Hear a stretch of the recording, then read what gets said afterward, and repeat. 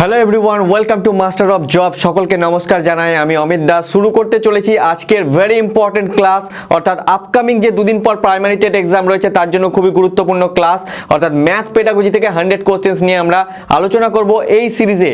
এই 100 কোশ্চেন্স কিন্তু আমরা প্রত্যেকটা যে স্টেটের পরীক্ষা রয়েছে, সিটেট হোক বা অন্যান্য স্টেটের যে পরীক্ষাগুলো রয়েছে সেখান থেকে অনেক ঘাটাঘাটি করে কিন্তু এই 100 কোশ্চেন্স খুঁজে বার করেছি এবং তোমাদের জন্য নিয়ে এসেছি এই 100 কোশ্চেন্স। যে 100 কোশ্চেন্সটা আমরা আলোচনা করব এই সিরিজে, এবং তোমরা জানতে পেরে যাবে যে ম্যাথ পেডাগজি থেকে কিন্তু কোন 100 কোশ্চেন্স তোমাদের জন্য রয়েছে। এই বছর 100 কোশ্চেন নিয়ে আলোচনা করছি কারণ এতদিন পর্যন্ত প্রাইমারির পরীক্ষায় মানে ডাব্লিউবি প্রাইমারি পরীক্ষায় কিন্তু ম্যাথ পেডাগজি আসেনি, কিন্তু এই বছর এনসিটির সিলেবাস অনুযায়ী বলা হয়েছে যে পরীক্ষায় কোশ্চেন্স আসবে, যার দরুন বলা হচ্ছে ম্যাথ পেডাগজি কিন্তু আসবেই এবং তোমাদেরকে ম্যাথ পেডাগজি থেকে অ্যান্সার দিতেই হবে। যার জন্য এই ক্লাসটা আমরা কিন্তু খুব দ্রুত প্রিপারেশন করেছি এবং তোমাদের কাছে সেই ক্লাসটা পৌঁছে দেওয়ার জন্য আজকে আমরা এখানে এসেছি যে 100 কোশ্চেন্স নিয়ে আলোচনা করব এই ক্লাসে। তো প্রত্যেককে বলবো রেডি হয়ে যাও, ক্লাস একদম মিস করবে না। প্রত্যেকটা কোশ্চেন্স মন দিয়ে আমি যতক্ষণ বলবো তোমরা প্রত্যেকে শোনো এবং তোমরাও কিন্তু সেখানে অ্যান্সার দেওয়ার চেষ্টা করবে, সেই অ্যান্সারগুলো দেবে যার যেটা জানা রয়েছে এবং জেনে নেবে যেগুলো তোমাদের কাছে জানা নেই। এছাড়াও এই 100 কোশ্চেন্স ছাড়াও কিন্তু আমরা একটা পিডিএফ তৈরি করেছি, যে পিডিএফে কিন্তু থাকবে সাজেস্টিভ আরো 100 কোশ্চেন্স। যে 100 কোশ্চেন্সটা কিন্তু তোমরা একবার রিভাইজ করলেই কিন্তু সেখান থেকে এই যে 200 কোশ্চেন্সটা তোমরা পাচ্ছ, 100 কোশ্চেন্স যেটা আমি এখন এই ক্লাসে করাবো লাইভ ক্লাসে, এবং যে 100 কোশ্চেন্সটা তোমরা পরবর্তী পিডিএফে পাবে, এই 200 কোশ্চেন্সটা করলে মোটামুটি বলা যায় তোমরা 100% কমন কিন্তু পেয়ে যেতে পারো এখান থেকেই। ওকে, তো বলবো যারা এই সিরিজটা দেখছো তারা এবং বাকিরা যারা ইন্টারেস্টেড 100 কোশ্চেন্স নেওয়ার জন্য পিডিএফটা, তারা পিডিএফটা অবশ্যই ডাউনলোড করতে পারো। তো পিডিএফ ডাউনলোড করার জন্য দেখো লিঙ্ক দেওয়া রয়েছে, এই লিঙ্কে তোমরা ডেসক্রিপশনে যে লিঙ্ক রয়েছে সেই লিঙ্কে যেতে পারবে এবং স্ক্রিনে যে লিঙ্ক দেখাচ্ছে দেখো সেই লিঙ্কে তোমরা কিন্তু পিডিএফটাকে ডাউনলোড করতে পারবে। পিডিএফ এর দাম বেশি না, মাত্র 25 রুপিস, যে রুপিসটা পে করে কিন্তু তোমরা পিডিএফ কিনতে পারবে। ওকে, তাহলে চলো বেশি দেরি না করে শুরু করে দিই আজকের এই ম্যাথ পেডাগজি ক্লাস। যে 100 কোশ্চেন সিরিজ রয়েছে সেই 100 কোশ্চেন সিরিজ নিয়ে শুরু করি আলোচনা। তো সকলকে বলবো চলো। তো দেখো স্ক্রিনে তোমাদের চলে এসেছে প্রথম কোশ্চেন। প্রথম কোশ্চেন বলছে ম্যাথ পেডাগজির কি বলছে, নিম্নলিখিত কোন বিষয়টি মানুষের দৈনন্দিন জীবনের সঙ্গে যুক্ত। অর্থাৎ নিম্নলিখিত কোন বিষয়টি মানুষের দৈনন্দিন জীবনের বা প্রাত্যহিক জীবনের সঙ্গে কিন্তু যুক্ত। অপশন কি রয়েছে, দর্শন, ইতিহাস, গণিত নাকি সবকটি। তো আমাদের দৈনন্দিন জীবনের সঙ্গে যুক্ত কোনটি? আমাদের দৈনন্দিন জীবনের সঙ্গে যুক্ত নিশ্চয়ই হচ্ছে গণিত, অর্থাৎ ম্যাথ। ক্যালকুলেশন বা কোনো জিনিস বা ক্যালকুলেশন বা গণিত সব কিছুই বা গণিতের বিভিন্ন পার্ট যেগুলো রয়েছে বা সেই পার্টের কোনো না কোনো অংশই কিন্তু আমাদের দৈনন্দিন জীবনে কাজে লাগে। দর্শন, সেটা আমাদের দৈনন্দিন জীবনে কাজে লাগতেও পারে নাও লাগতে পারে। ইতিহাস বা প্রাচীন জিনিস, যেটা আমরা প্রাচীন জিনিসকে ইতিহাস বলে জানি মূলত, সেই প্রাচীন জিনিসের কথা সবসময় স্মৃতিতে বা মেমোরিতে মনে আসতে পারে নাও আসতে পারে, তাই ইতিহাস নয়। তাই গণিত হচ্ছে আমাদের কি নিম্নলিখিত বিষয়টির মধ্যে গণিতই হচ্ছে দৈনন্দিন জীবনের সঙ্গে যুক্ত। যেহেতু আমরা ম্যাথের পেডাগজির ক্লাস করছি তাই তোমরা হয়তো সহজে অ্যান্সারটা বলে দিতে পারবে। নেক্সট প্রশ্ন দেখে নেব কি রয়েছে আমাদের নেক্সট প্রশ্ন। তো ম্যাথের পেডাগজির সেকেন্ড কোশ্চেন বলছে কি যে অঙ্ক ও ভাষা হলো, অর্থাৎ কি ম্যাথ এবং ল্যাঙ্গুয়েজ, অঙ্ক এবং ভাষা হলো এই দুটোর মধ্যে কি বলা হচ্ছে, সম্পর্কহীন বা কোনো সম্পর্কই নেই, বিপরীতধর্মী, এরা কি পরস্পর একে অপরের থেকে আলাদা নাকি পরস্পর সম্পর্কযুক্ত নাকি কোনোটিই নয়। তাহলে এখানে আমি বলবো যে অঙ্ক ও ভাষা হলো কিন্তু হচ্ছে পরস্পরের সঙ্গে সম্পর্কযুক্ত, একটার সাথে আরেকটা রিলেটেড, অঙ্কের সাথে ভাষা। ঠিক আছে, এরা দুটোই কখনোই বিপরীতধর্মী হতে পারে না এবং সম্পর্কহীনও নয়, এদের পরস্পর সম্পর্ক রয়েছে, এটাই সঠিক অ্যান্সার হয়ে যাবে। নেক্সট প্রশ্ন দেখে নেব 3 নম্বর প্রশ্ন কি বলছে ম্যাথের থেকে রয়েছে, বলছে সমস্যা সমাধান পদ্ধতির প্রবক্তা কে। এটা আশা করি তোমরা জানো, পেডাগজি ক্লাসেও আমি তোমাদের সাথে আলোচনা করেছি যে সমস্যা সমাধান পদ্ধতির প্রবক্তা হলেন কি, জন ডিউই। জন ডিউই হলেন সমস্যা সমাধান পদ্ধতির প্রবক্তা। এবং যে প্রকল্প পদ্ধতির যিনি জনক বা প্রকল্প পদ্ধতির যিনি জনক রয়েছেন বা ফাদার বলা হয় তাকে কিন্তু কিলপ্যাট্রিক, এটা তোমাদের সাথে আলোচনা করেছিলাম। কিলপ্যাট্রিক কিন্তু প্রকল্প পদ্ধতির, কিন্তু কিলপ্যাট্রিক হচ্ছে প্রকল্প পদ্ধতির যিনি জনক বা ফাদার বলা হয় কিলপ্যাট্রিককে। ঠিক আছে, নেক্সট প্রশ্ন দেখবো কি রয়েছে, এটা গেল 3 নম্বর প্রশ্ন। নেক্সট প্রশ্ন এবার কি রয়েছে দেখিনি। 4 নম্বর প্রশ্ন বলছে গণিত সবচেয়ে বেশি সাহায্য করে, গণিত সবচেয়ে বেশি সাহায্য করে কিসে, দক্ষতা বৃদ্ধিতে, জ্ঞান আহরণে, মানসিক শক্তি উন্নয়নে নাকি জটিল সূত্র প্রয়োগ করতে। তো গণিত সবথেকে বেশি সাহায্য করে নিম্নলিখিত অপশনগুলোর মধ্যে যেটিতে, সেটি হচ্ছে মানসিক শক্তি উন্নয়নে। মানসিক শক্তি উন্নয়নে কিন্তু গণিত ভীষণভাবে কিন্তু সাহায্য করে থাকে, এটা হয়ে যাবে গিয়ে সঠিক অ্যান্সার। নেক্সট প্রশ্ন দেখবো কি রয়েছে। নেক্সট প্রশ্ন কি বলছে, বলছে শিক্ষণ সহায়ক উপকরণ ব্যবহার করা হয় কোন পদ্ধতিতে? শিক্ষণ সহায়ক উপকরণ ব্যবহার করা হয় কোন পদ্ধতিতে? বক্তৃতা পদ্ধতিতে, প্রতিপাদন পদ্ধতিতে, উভয়ই নাকি কোনোটিই নয়? তো আমরা জানি বক্তৃতা পদ্ধতি বা লেকচার মেথড হচ্ছে যে এক্ষেত্রে কিন্তু ইন্টারাকশন খুবই কম হয়ে থাকে, টিচার যা বলেন সেক্ষেত্রে এখানে উপকরণের ব্যবহারও কিন্তু কম হয়ে থাকে, তাই বক্তৃতা পদ্ধতি হওয়ার চান্স নাই। কিন্তু প্রতিপাদন পদ্ধতির ক্ষেত্রে কিন্তু বিভিন্ন সহায়ক, শিক্ষা সহায়ক কিন্তু উপকরণ ব্যবহার করা হয়ে থাকে, তাই প্রতিপাদন পদ্ধতি হয়ে যাবে কিন্তু সঠিক অ্যান্সার। উভয়ই হবে না, কারণ বক্তৃতা পদ্ধতি যেহেতু বাদ চলে যাচ্ছে তাই উভয় হওয়ার সম্ভাবনাই নেই। প্রতিপাদন পদ্ধতি হয়ে যাবে কিন্তু এখানে সঠিক অ্যান্সার। নেক্সট প্রশ্ন দেখে নেবো কি রয়েছে। 6 নম্বর প্রশ্ন কি বলছে? বলছে গণিত ভীতির একটি কারণ হতে পারে, অর্থাৎ নিচের যে কারণগুলোর কথা বলা হয়েছে সেগুলোর মধ্যে গণিত ভীতির একটি কারণ হতে পারে কি? সংখ্যা ব্যবহার, বিষয়বস্তুর ভার বেশি হওয়া, জ্যামিতি নাকি বাড়ির কাজ। তো এক্ষেত্রে আমি বলে রাখি যে অনেকেই হয়তো গণিত ভীতির কারণ হতে পারে জ্যামিতি, কারো হয়তো পরিমিতি, কারো হয়তো ত্রিকোণমিতি, কারো হয়তো পাটিগণিত, কারো হয়তো বীজগণিতে ভয় লাগে।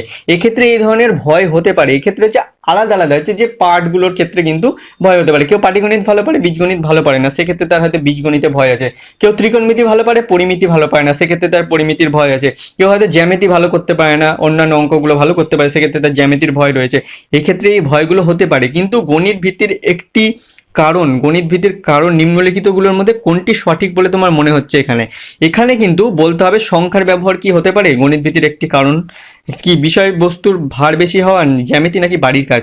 তো এই ক্ষেত্রে যেটা সঠিক অ্যান্সার হবে, যদি গণিতের ভার বা বিষয়বস্তুর ভার বেশি হয়ে যায়, প্রচুর দেখা হলো, চাপ দেওয়া হলো যে প্রচুর এই ফর্মুলাগুলো মুখস্থ রাখতে হবে, এই ফর্মুলাগুলো করে দেখাতে হবে, সেই ক্ষেত্রে কিন্তু একটা বিষয়বস্তুর ভার কিন্তু ছাত্রছাত্রীদের মধ্যে পড়ে যায়, সেক্ষেত্রে কিন্তু এটা গণিতের প্রতি ভয় দেখাতে পারে, এটা গণিত ভিত্তির কারণ হতে পারে নিম্নলিখিতের মধ্যে।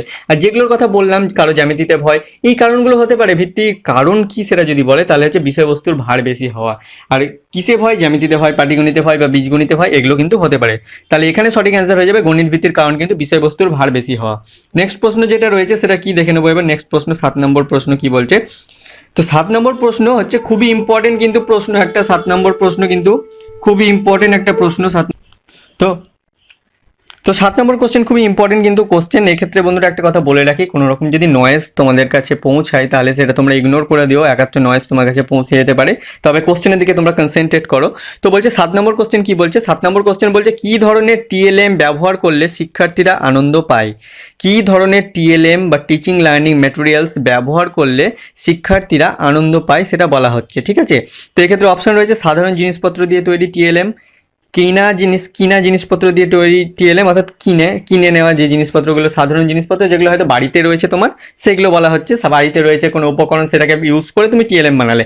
কোনো জিনিস কিনে নিয়ে এলে সেই জিনিসটা দিয়ে টিএলএম বানালে, নাকি চার্ট নাকি মডেল। তো টিএলএম ব্যবহারে শিক্ষার্থীরা আনন্দ পায়, এক্ষেত্রে অনেকেই হয়তো অ্যান্সার বলবে, যদি আমি জিজ্ঞেস করি তাহলে বলবে মডেল। মডেল দেখালে কিন্তু টিএলএম ব্যবহার করলে কিন্তু শিক্ষার্থীরা আনন্দ পায়, সেটা কিন্তু একদম ঠিক কথা বলেছো তোমরা। কিন্তু এক্ষেত্রে ভালোভাবে অপশানগুলো দেখো কি বলেছে। বলছে সাধারণ জিনিসপত্র দিয়ে তৈরি টিএলএম, আমার বাড়িতেই যে জিনিসপত্র রয়েছে সেটা দিয়ে যদি আমি সুন্দরভাবে টিএলএম বানাই বা তৈরি করি টিচিং লার্নিং মেটেরিয়াল, তাহলে কিন্তু সেটা কিন্তু মডেলের থেকে কোনো অংশে কম হবে না, সেটা একটা মডেলই আমরা বলতে পারি, ঠিক আছে? সেই জিনিসটা দিয়ে বানানো টিএলএমটা, সেই টিএলএম যদি আমরা ব্যবহার করি, শিক্ষার্থীরা বুঝতে পারবে যে আরে এ তো খুব কম খরচে হয়েছে, বাড়িতে এই জিনিসগুলো আমাদের অ্যাভেলেবেল, আমরাও বানাতে পারবো, সেক্ষেত্রে কিন্তু শিক্ষার্থীরা বেশি আনন্দ পাবে। যার জন্য কিন্তু সাধারণ জিনিসপত্র দিয়ে তৈরি টিএলএম কিন্তু হয়ে যাবে সঠিক অ্যান্সার, ঠিক আছে? মডেল যারা বলছো তারা হচ্ছে একটু বেশি ভাবছো, অর্থাৎ তোমরা এক্সপেন্সিভ জিনিস ভেবে নিচ্ছ মডেল হচ্ছে তৈরি করতে গেলে, কিন্তু সেই মডেল আমরা তৈরি যদি করতে যাই তাহলে কিন্তু সাধারণ জিনিসপত্র দিয়ে, অর্থাৎ বাড়িতে থাকা জিনিসপত্র দিয়ে মডেল তৈরি করতে পারি। তাই এখানে যেটা সঠিক অ্যান্সার হয়ে যাবে সেটা হচ্ছে সাধারণ জিনিসপত্র দিয়ে তৈরি টিএলএম কিন্তু শিক্ষার্থীরা বেশি আনন্দ পায়। নেক্সট প্রশ্ন দেখে নেব কি রয়েছে। নেক্সট প্রশ্নে কি বলছে? 8 নম্বর প্রশ্ন যেটা বলছে গণিত শিক্ষায় টিএলএম গুরুত্বপূর্ণ কাদের জন্য? তো গণিত শিক্ষায় বলছে টিএলএম বা টিচিং লার্নিং যে মেটেরিয়াল সেটা ইউজ করা হয় বা ব্যবহার করা হয় সেটা কাদের জন্য গুরুত্বপূর্ণ?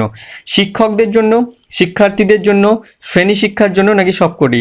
তাহলে টিএলএম এর ব্যবহার শিক্ষকদের জন্য গুরুত্বপূর্ণ, তারা সহজে জিনিস বুঝাতে পারবে। শিক্ষার্থীরার জন্য, অর্থাৎ শিক্ষার্থীরা টিচিং লার্নিং মেটেরিয়ালস ইউজ করলে সেই বিষয়টি তাদের কাছে মূর্ত হবে, তারা সহজে সেই বিষয়টিকে বুঝতে পারবে, অ্যাডাপ্ট করতে পারবে, এবং শ্রেণী শিক্ষার জন্য কিন্তু খুবই গুরুত্বপূর্ণ। তাই সবকটি হয়ে যাবে এখানে সঠিক অ্যান্সার।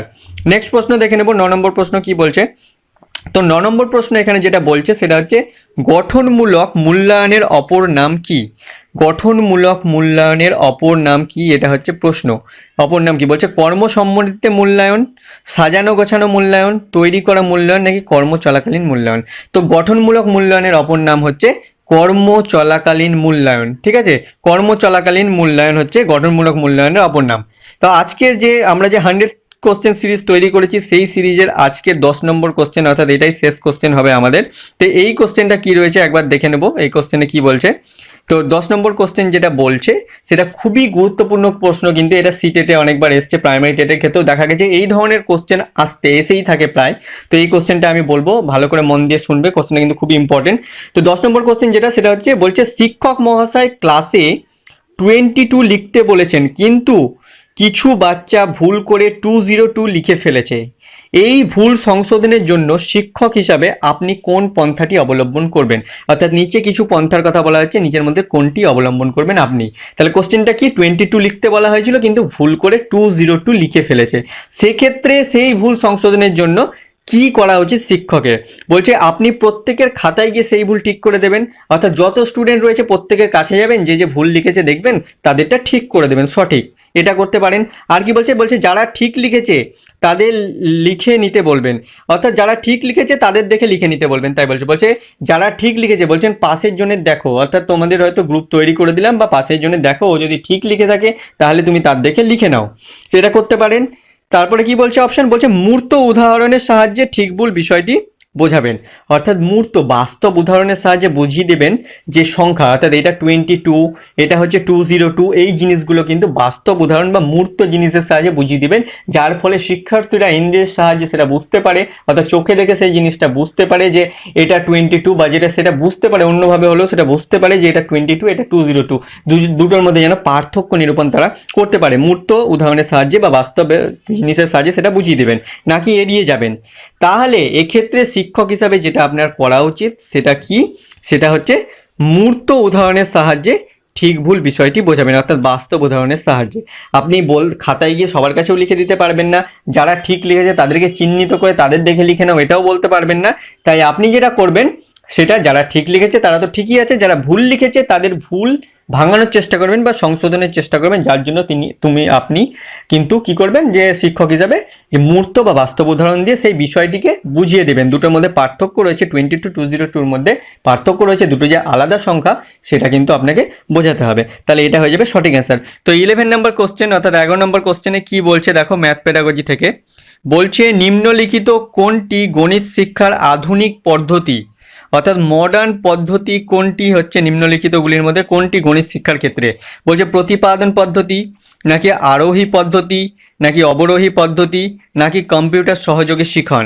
তো নিম্নলিখিত কোন পদ্ধতিটি যদি বলা হয়, তাহলে এখানে হচ্ছে আধুনিক পদ্ধতি বলতে আমরা বুঝি কিন্তু কম্পিউটার সহযোগী শিখন, এটা কিন্তু হয়ে যাবে এখানে সঠিক অ্যান্সার। কম্পিউটার সহযোগী যে শিখন রয়েছে সেটা কিন্তু যে আধুনিক পদ্ধতির মধ্যে কিন্তু পড়ছে, ঠিক আছে। তবে এখানে আরও কিছু কথা বলে রাখি যে দেখো, তাহলে দেখলে যে এখানে সঠিক অ্যান্সার কিন্তু হয়ে গেল আমাদের, যে কম্পিউটার সহযোগী শিখন সেটা কিন্তু আধুনিক যে রয়েছে যে শিক্ষার ক্ষেত্রে, অর্থাৎ গণিত শিক্ষার ক্ষেত্রে পদ্ধতি, সেটা কম্পিউটার সহযোগী শিখন। এখানে একটা কথা বলে রাখি, এই যে আরোহী পদ্ধতি দেখছো, অবরোহী পদ্ধতি দেখছো তোমরা, এটা কিন্তু খুবই ইম্পর্টেন্ট, যারটা নিয়ে কিন্তু খুবই কনফিউশন হয়ে থাকে। এটা সম্পর্কে আমি আলোচনা করেছি অন্য ক্লাসে, এখানে তো একবার বলে দিই। আরোহী পদ্ধতি যেটা হচ্ছে সেটা হচ্ছে সাধারণ সিদ্ধান্ত থেকে কিন্তু দৃষ্টান্তে আসা যায়। আরোহী পদ্ধতির ক্ষেত্রে কিন্তু সাধারণ সিদ্ধান্ত থেকে দৃষ্টান্তে আসা যায় আরোহী পদ্ধতির ক্ষেত্রে। আর অবরোহী পদ্ধতিটা ঠিক উল্টোটাই, এখানে উল্টোটা, সেটা কি হচ্ছে অবরোহী পদ্ধতির ক্ষেত্রে, যে এটা হচ্ছে দৃষ্টান্ত থেকে কিন্তু কোনো সাধারণ সিদ্ধান্তে উপনীত হওয়া যায় বা পৌঁছানো যায়, ঠিক আছে। তাহলে এই সম্পর্কে আরও বিস্তারিত আলোচনা কিন্তু আমি চাইল্ড ডেভেলপমেন্ট অ্যান্ড পেডাগজি ক্লাসে অলরেডি করেছি, সেই ক্লাস যদি তোমরা দেখতে চাও তাহলে তোমরা দেখতে পারো। তবে এখানে যে ম্যাথ পেডাগজির সঠিক অ্যান্সারটা হবে সেটা হচ্ছে কম্পিউটার সহযোগী শিখন। নেক্সট প্রশ্ন দেখে নেবো কি রয়েছে আমাদের, 12 নম্বর কোশ্চেন কি বলছে। তো নেক্সট কোশ্চেন বলছে থর্নডাইকের মতে গণিত হলো আনন্দের উৎস, চিন্তার উৎস, জ্ঞানের উৎস নাকি দুঃখের উৎস। থর্নডাইকের মতে, অর্থাৎ থর্নডাইক কি মনে করেন গণিতকে, এটি কোনটি, আনন্দের উৎস হবে নাকি চিন্তার উৎস হবে, জ্ঞানের উৎস হবে নাকি দুঃখের উৎস। তাহলে সব কিছু থেকে আমরা জ্ঞান আহরণ করতেই পারি, সেটা তো হতেই পারে, তবে থর্নডাইক যেটা বলেছেন সেটা হচ্ছে আনন্দের উৎস, সেটা কিন্তু সঠিক অ্যান্সার হয়ে যাবে। আনন্দের উৎসের কথা বলেছেন থর্নডাইক এখানে গণিত বলতে। নেক্সট প্রশ্ন দেখে নেবো কি রয়েছে, নেক্সট প্রশ্নে কি বলছে। তো নেক্সট প্রশ্নে বলছে খুবই ইম্পর্টেন্ট একটা যে উক্তি রয়েছে, যেটি কে বলেছিলেন সেটা দেখতে হবে। তো বলছে এখানে যে mathematics is the gateway and কি টু অল সায়েন্স, কে বলেছেন? Mathematics is the gateway and কি টু অল সায়েন্স, খুবই ইম্পর্টেন্ট কথা। Mathematics is the gateway and কি টু অল সায়েন্স, কে বলেছেন? অপশন কি রয়েছে? স্যাফার, হগবেন, রজার বেকন, নাকি উপরে কেউই নন। তাহলে এই তিনটের মধ্যে কোনটা হবে? যিনি এই কথাটি বলেছেন তিনি হলেন রজার বেকন। রজার বেকন হয়ে যাবে কিন্তু এখানে সঠিক অ্যান্সার। ঠিক আছে, নেক্সট প্রশ্ন এবারে দেখবো কি রয়েছে। নেক্সট প্রশ্ন ম্যাথ পেডাগজি থেকে নেক্সট প্রশ্ন বলছে 14 নম্বর কোশ্চেন বলছে পরিকল্পনা কোন পদ্ধতির স্তর, অর্থাৎ পরিকল্পনা হচ্ছে কোন পদ্ধতির স্তর নিম্নলিখিত পদ্ধতিগুলোর মধ্যে? সমস্যা সমাধান পদ্ধতি, প্রজেক্ট পদ্ধতি, আবিষ্কার পদ্ধতি, নাকি বক্তৃতা পদ্ধতি? তাহলে পরিকল্পনা যে পদ্ধতির স্তর সেটি হচ্ছে প্রজেক্ট পদ্ধতি। ঠিক আছে, প্রজেক্ট মেথডের কিন্তু স্তর হচ্ছে পরিকল্পনা, সেখানে আমাদের পরিকল্পনা করতে হয়, তাই হচ্ছে পরিকল্পনার যে স্তর রয়েছে বলা যায় সেটা হচ্ছে প্রজেক্ট পদ্ধতির ক্ষেত্রে রয়েছে। নেক্সট যে প্রশ্নটা রয়েছে সেটা দেখব। নেক্সট প্রশ্ন কি বলছে? বলছে নিম্নের কোনটি দলগত পদ্ধতি, অর্থাৎ দলগত পদ্ধতি নিম্নের কোনটি? প্রজেক্ট মেথড, সমস্যা সমাধান, উভয়ই, নাকি কোনোটিই নয়? তাহলে এই ক্ষেত্রে তোমরা জানো যে দল তৈরি করতে হয় প্রজেক্ট মেথডের ক্ষেত্রে, এবং কোনো সমস্যা সমাধান করতে গেলেও কিন্তু পিয়ার্স গ্রুপ তৈরি করতে হয় বা দল তৈরি করতে হয়, যার জন্যই কিন্তু দলগত পদ্ধতি কিন্তু প্রজেক্ট মেথডের ক্ষেত্রেও এবং সমস্যা সমাধান পদ্ধতি উভয়ের ক্ষেত্রেই ব্যবহার করা হয়, তাই উভয়ই হয়ে যাবে এখানে কিন্তু সঠিক অ্যান্সার দলগত পদ্ধতির ক্ষেত্রে। নেক্সট প্রশ্ন দেখব কি রয়েছে। নেক্সট প্রশ্ন ম্যাথ পেডাগজি থেকে বলছে প্রাথমিক শিক্ষার ক্ষেত্রে টিএলএম হিসাবে গুরুত্বপূর্ণ, প্রাথমিক শিক্ষার ক্ষেত্রে টিএলএম হিসাবে গুরুত্বপূর্ণ কোনটি? সব থেকে বেশি গুরুত্বপূর্ণ কোনটি প্রাথমিক শিক্ষার ক্ষেত্রে টিএলএম হিসাবে গুরুত্বপূর্ণ? বলছে ব্ল্যাকবোর্ড, মডেল, বাস্তব জিনিস, নাকি চার্ট? তাহলে এখানে অনেকে হয়তো অ্যান্সার করে ফেলবে যে ব্ল্যাকবোর্ড। ঠিক আছে, কিন্তু ব্ল্যাকবোর্ডটা এখানে হবে না, কারণ ব্ল্যাকবোর্ড অলরেডি থাকে। বলছে টিএলএম হিসাবে, টিচিং লার্নিং মেটেরিয়ালস হিসাবে কোনটা গুরুত্বপূর্ণ বলা হচ্ছে প্রাথমিক শিক্ষার ক্ষেত্রে? আগের দিনেও একটা কোশ্চেন দেখেছিলাম যে কি ধরনের টিএলএম ব্যবহার করলে শিক্ষার্থীরা খুশি হবে বা শিক্ষার্থীরা আনন্দ পাবে বা বেশি সেটা উপভোগ করবে, সেটা কিন্তু বলেছিলাম বাস্তব জিনিস দিয়ে তৈরি বা কোনো যে বাড়িতে রয়েছে সাধারণ জিনিস দিয়ে তৈরি উপকরণ বা টিএলএম কিন্তু বেশি তাদের কাছে গ্রাহ্য বা তাদের ক্ষেত্রে বেশি গ্রহণযোগ্য হবে। সেই রকমই এখানে টিএলএম হিসাবে কোনটি গুরুত্বপূর্ণ প্রাথমিক শিক্ষার ক্ষেত্রে? সেখানে বলা হচ্ছে মডেল, বাস্তব জিনিস, নাকি চার্ট। তাহলে মূর্ত বা বাস্তব কোনো জিনিস যদি তাকে দেখানো হয় টিএলএম হিসাবে, সেই ক্ষেত্রে কিন্তু সেটা তার কাছে অনেক বেশি গ্রহণযোগ্য এবং গুরুত্বপূর্ণ হবে। যেমন বলি, যদি কেউ ধুতরা ফুলের যেটা পড়ানো হয় যে বা অপরাজিতা ফুলের যে লাইফ সাইকেল পড়ানো হয়, তাহলে সেক্ষেত্রে যদি কোনো অপরাজিতা ফুল বা ধুতরা ফুল নিয়ে এসে উদাহরণ দেখানো হয় বাস্তব জিনিস, সেটা কিন্তু অনেক বেশি শিক্ষার্থীদের কাছে গ্রহণযোগ্য হবে। তার তুলনায় যদি মডেল তৈরি করে দেখানো হয় ধুতরা ফুলের বা অপরাজিতা ফুলের, সেটার তুলনায় অরিজিনাল যেটা ফুল সে ফুল নিয়ে এসে যদি ক্লাসে লাইফ সায়েন্স ক্লাস করানো হয়, তাহলে সেক্ষেত্রে কিন্তু সেটা অনেক বেশি গ্রহণযোগ্য হবে। তাই টিএলএম হিসাবে গুরুত্বপূর্ণ হচ্ছে বাস্তব জিনিস কিন্তু সব থেকে বেশি গুরুত্বপূর্ণ, সেটা হয়ে যাবে সঠিক অ্যান্সার। নেক্সট প্রশ্ন দেখব কি রয়েছে। তো নেক্সট প্রশ্ন বলছে গণিতের পাঠ্যক্রম হওয়া উচিত, বলছে গণিতের পাঠ্যক্রম হওয়া উচিত কেমন? শিক্ষক কেন্দ্রিক, পুস্তক কেন্দ্রিক, শিক্ষার্থী কেন্দ্রিক, নাকি বিদ্যালয় কেন্দ্রিক? তো গণিতের পাঠ্যক্রম হওয়া উচিত যেটা, সেটা হচ্ছে শিক্ষার্থী কেন্দ্রিক। সবসময় শিক্ষার্থী কেন্দ্রিক পাঠ্যক্রম হতে হবে, শিক্ষার্থীর কথা ভেবেই পাঠ্যক্রম তৈরি করা উচিত। সেটা পুস্তক কেন্দ্রিক হতে পারে না, শিক্ষক কেন্দ্রিক হতে পারে না, এবং বিদ্যালয় কেন্দ্রিক হতে পারে না। তাই শিক্ষক কেন্দ্রিক, এই শিক্ষার্থী কেন্দ্রিক হচ্ছে গণিতের পাঠ্যক্রম হওয়া উচিত শিক্ষার্থী কেন্দ্রিক। নেক্সট প্রশ্ন দেখে নেব কি বলছে। 18 নম্বর কোশ্চেন, 18 নম্বর বলছে হাতে কলমে কাজের সুযোগ রয়েছে কোন পদ্ধতিতে? হাতে কলমে কাজ করার সুযোগ রয়েছে কোন পদ্ধতিতে? সমস্যা সমাধান পদ্ধতিতে, প্রজেক্ট মেথডে বা প্রজেক্ট পদ্ধতিতে, বক্তৃতা পদ্ধতিতে, নাকি সবগুলোতেই? তাহলে হাতে কলমে কাজ করার সুযোগ রয়েছে কিন্তু আমাদের প্রজেক্ট মেথডে কিন্তু রয়েছে হাতে কলমে একদম কাজ করার সুযোগ সুবিধা রয়েছে এই প্রজেক্ট পদ্ধতিতে। নেক্সট 19 নম্বর কোশ্চেন, 19 নম্বর কোশ্চেন আজকে দেখে নেব। বলছে যে অ্যাসেসমেন্ট কথাটি এসছে অ্যাসিস্ট্যান্ট থেকে, অ্যাসিস থেকে নাকি অ্যাক্সিস থেকে? তাহলে অ্যাসেসমেন্ট কথাটি এসেছে এই চারটের মধ্যে কোন অপশনটা হবে? চারটের মধ্যে কোনটি থেকে? সঠিক অ্যান্সার হয়ে যাবে কিন্তু অ্যাসেস থেকে এসছে কিন্তু অ্যাসেসমেন্ট কথাটি। ঠিক আছে, এটার কথার অর্থ হচ্ছে পরিমাপ করা, বা হচ্ছে মেজারমেন্ট, যেটা হচ্ছে মেজারমেন্ট বা পরিমাপ করাই হচ্ছে, সেটাই হচ্ছে অ্যাসেস কথার অর্থ। এক্ষেত্রে কিন্তু অনেকে অপশন থাকবে ASSESS, ঠিক আছে, এই এস এর পর আরেকটা এস দেওয়া থাকবে, সেক্ষেত্রেও সেটাও কিন্তু সঠিক অ্যান্সার হয়ে যেতে পারে। অনেক জায়গায় লেখা থাকে ASSES অথবা ASSESS, ঠিক আছে, এটাও কিন্তু সঠিক অ্যান্সার। তাই অ্যাসেস অর্থাৎ পরিমাপ করা, এটা থেকে কিন্তু অ্যাসেসমেন্ট কথাটি এসছে, এটা হয়ে যাবে সঠিক অ্যান্সার। 20 নম্বর প্রশ্নটা কি রয়েছে সেটা এবারে দেখে নেব, যে 20 নম্বর প্রশ্ন আমাদের কি রয়েছে আজকের ম্যাথ পেডাগজি থেকে গুরুত্বপূর্ণ প্রশ্নের মধ্যে। তো সেটা বলছে মূল্যায়নে বিচার করা হয়, মূল্যায়নে বিচার করা হয় পরিমাণগত ও গুণগত অবস্থা, শুধুমাত্র পরিমাণগত অবস্থা, শুধুমাত্র গুণগত অবস্থা, নাকি কোনোটিই নয়। অর্থাৎ মূল্যায়নের ক্ষেত্রে বিচার করা হয় কোনটিকে নিচের। তাহলে মূল্যায়নের ক্ষেত্রে যেটি বিচার করা হয় সেটা হচ্ছে পরিমাণগত অবস্থা এবং গুণগত অবস্থা উভয়কেই বিচার করা হয়ে থাকে, ঠিক আছে, পরিমাণগত এবং গুণগত অবস্থা হয়ে যাবে কিন্তু এখানে সঠিক অ্যান্সার। 21 নম্বর কোশ্চেন কি বলছে ম্যাথ পেডাগজি থেকে, বলছে গণিত শেখার ক্ষেত্রে সবথেকে উপযুক্ত সময় কোনটি। বলছে কৈশোরকাল, প্রাক শৈশব, শৈশব, নাকি কোনোটিই নয়। তো গণিত শেখার ক্ষেত্রে সবথেকে উপযুক্ত সময় কিন্তু হয়ে যাবে শৈশবকাল। শৈশবেই কিন্তু গণিতটাকে শিখতে হবে, সেখান থেকে যদি না শেখা যায় শৈশবকালে, তাহলে পরবর্তীতে বেস লেভেল যেটা রয়েছে সেটা কিন্তু তৈরি হবে না, এবং বেস লেভেল তৈরি না হলে পরবর্তীতে কিন্তু বেস লেভেলটা তৈরি করতে পরবর্তী ধাপে, অর্থাৎ সেক্ষেত্রে কিন্তু সমস্যা হতে পারে, যার ফলে হচ্ছে কিন্তু সঠিকভাবে গণিত শেখা হবে না। তাই শৈশব থেকে কিন্তু গণিত শিক্ষা উপযুক্ত এবং গণিত শিক্ষা নেওয়া উচিত শৈশব থেকেই একদম, এটা হয়ে যাবে সঠিক অ্যান্সার শৈশব। নেক্সট কোশ্চেন দেখে নেবো কি রয়েছে। 22 নম্বর কোশ্চেন কি বলছে দেখে নিই। তো 22 নম্বর কোশ্চেন বলছে নিচের কোনটিকে গাণিতিক ভাষা বলা যেতে পারে। তো নিচের কোনটিকে গাণিতিক ভাষা বলা যেতে পারে, অপশনসগুলো দেখো। বলছে হ্রস্ব দীর্ঘই, ABCD, তবে যোগ বিয়োগ গুণ ভাগ, নাকি উপরের সবগুলি। তাহলে গাণিতিক ভাষায় এই কোশ্চেনটা খুবই সহজ, কোনটিকে বলা যেতে পারে সেটা তোমরাও জানো, যে প্লাস মাইনাস মাল্টিপাল এবং ডিভাইডেড, এই চারটে যোগ বিয়োগ গুণ ভাগের মধ্যে দিয়ে কিন্তু আমরা গণিতের বিভিন্ন রকমের কাজ করে থাকি বা সমস্যাগুলো সমাধান করে থাকি, তাই এটাই হয়ে যাবে গাণিতিক ভাষা। নেক্সট কোশ্চেন দেখে নেবো কি রয়েছে গণিত থেকে বা গণিত পেডাগজি থেকে। বলছে সঙ্গীতে গণিতের অবদান সম্পর্কে গবেষণা করেছেন কে। খুব ইম্পর্টেন্ট কোশ্চেন্স কিন্তু, সঙ্গীতে গণিতের অবদান সম্পর্কে গবেষণা বা রিসার্চ করেছেন কে। বলছে ডেভিড ব্রিকহফ, হকবেন বা হকবেন, রজার বেকন, নাকি স্যাফার। তো সঠিক উত্তর কি হবে এগুলোর মধ্যে, ডেভিড ব্রিকহফ। ডেভিড ব্রিকহফ তিনি কিন্তু সঙ্গীতে যে গণিতের যে অবদান রয়েছে সেটা নিয়ে কিন্তু রিসার্চ করেছিলেন, অর্থাৎ গবেষণা করেছিলেন, এবং তার জন্যই কিন্তু তিনি বিখ্যাত বা তিনি প্রচণ্ড পপুলার। তাই ডেভিড ব্রিকহফ হয়ে যাবে সঠিক অ্যান্সার। এই কোশ্চেনটা কিন্তু খুব ভালোভাবে মাথায় রাখবে এবং নোট ডাউন করে রাখতে পারো তোমরা অবশ্যই। নেক্সট প্রশ্ন দেখে নেবো কি রয়েছে। 24 নম্বর কোশ্চেন কি বলছে, অর্ডারিং বলতে কি বোঝায়।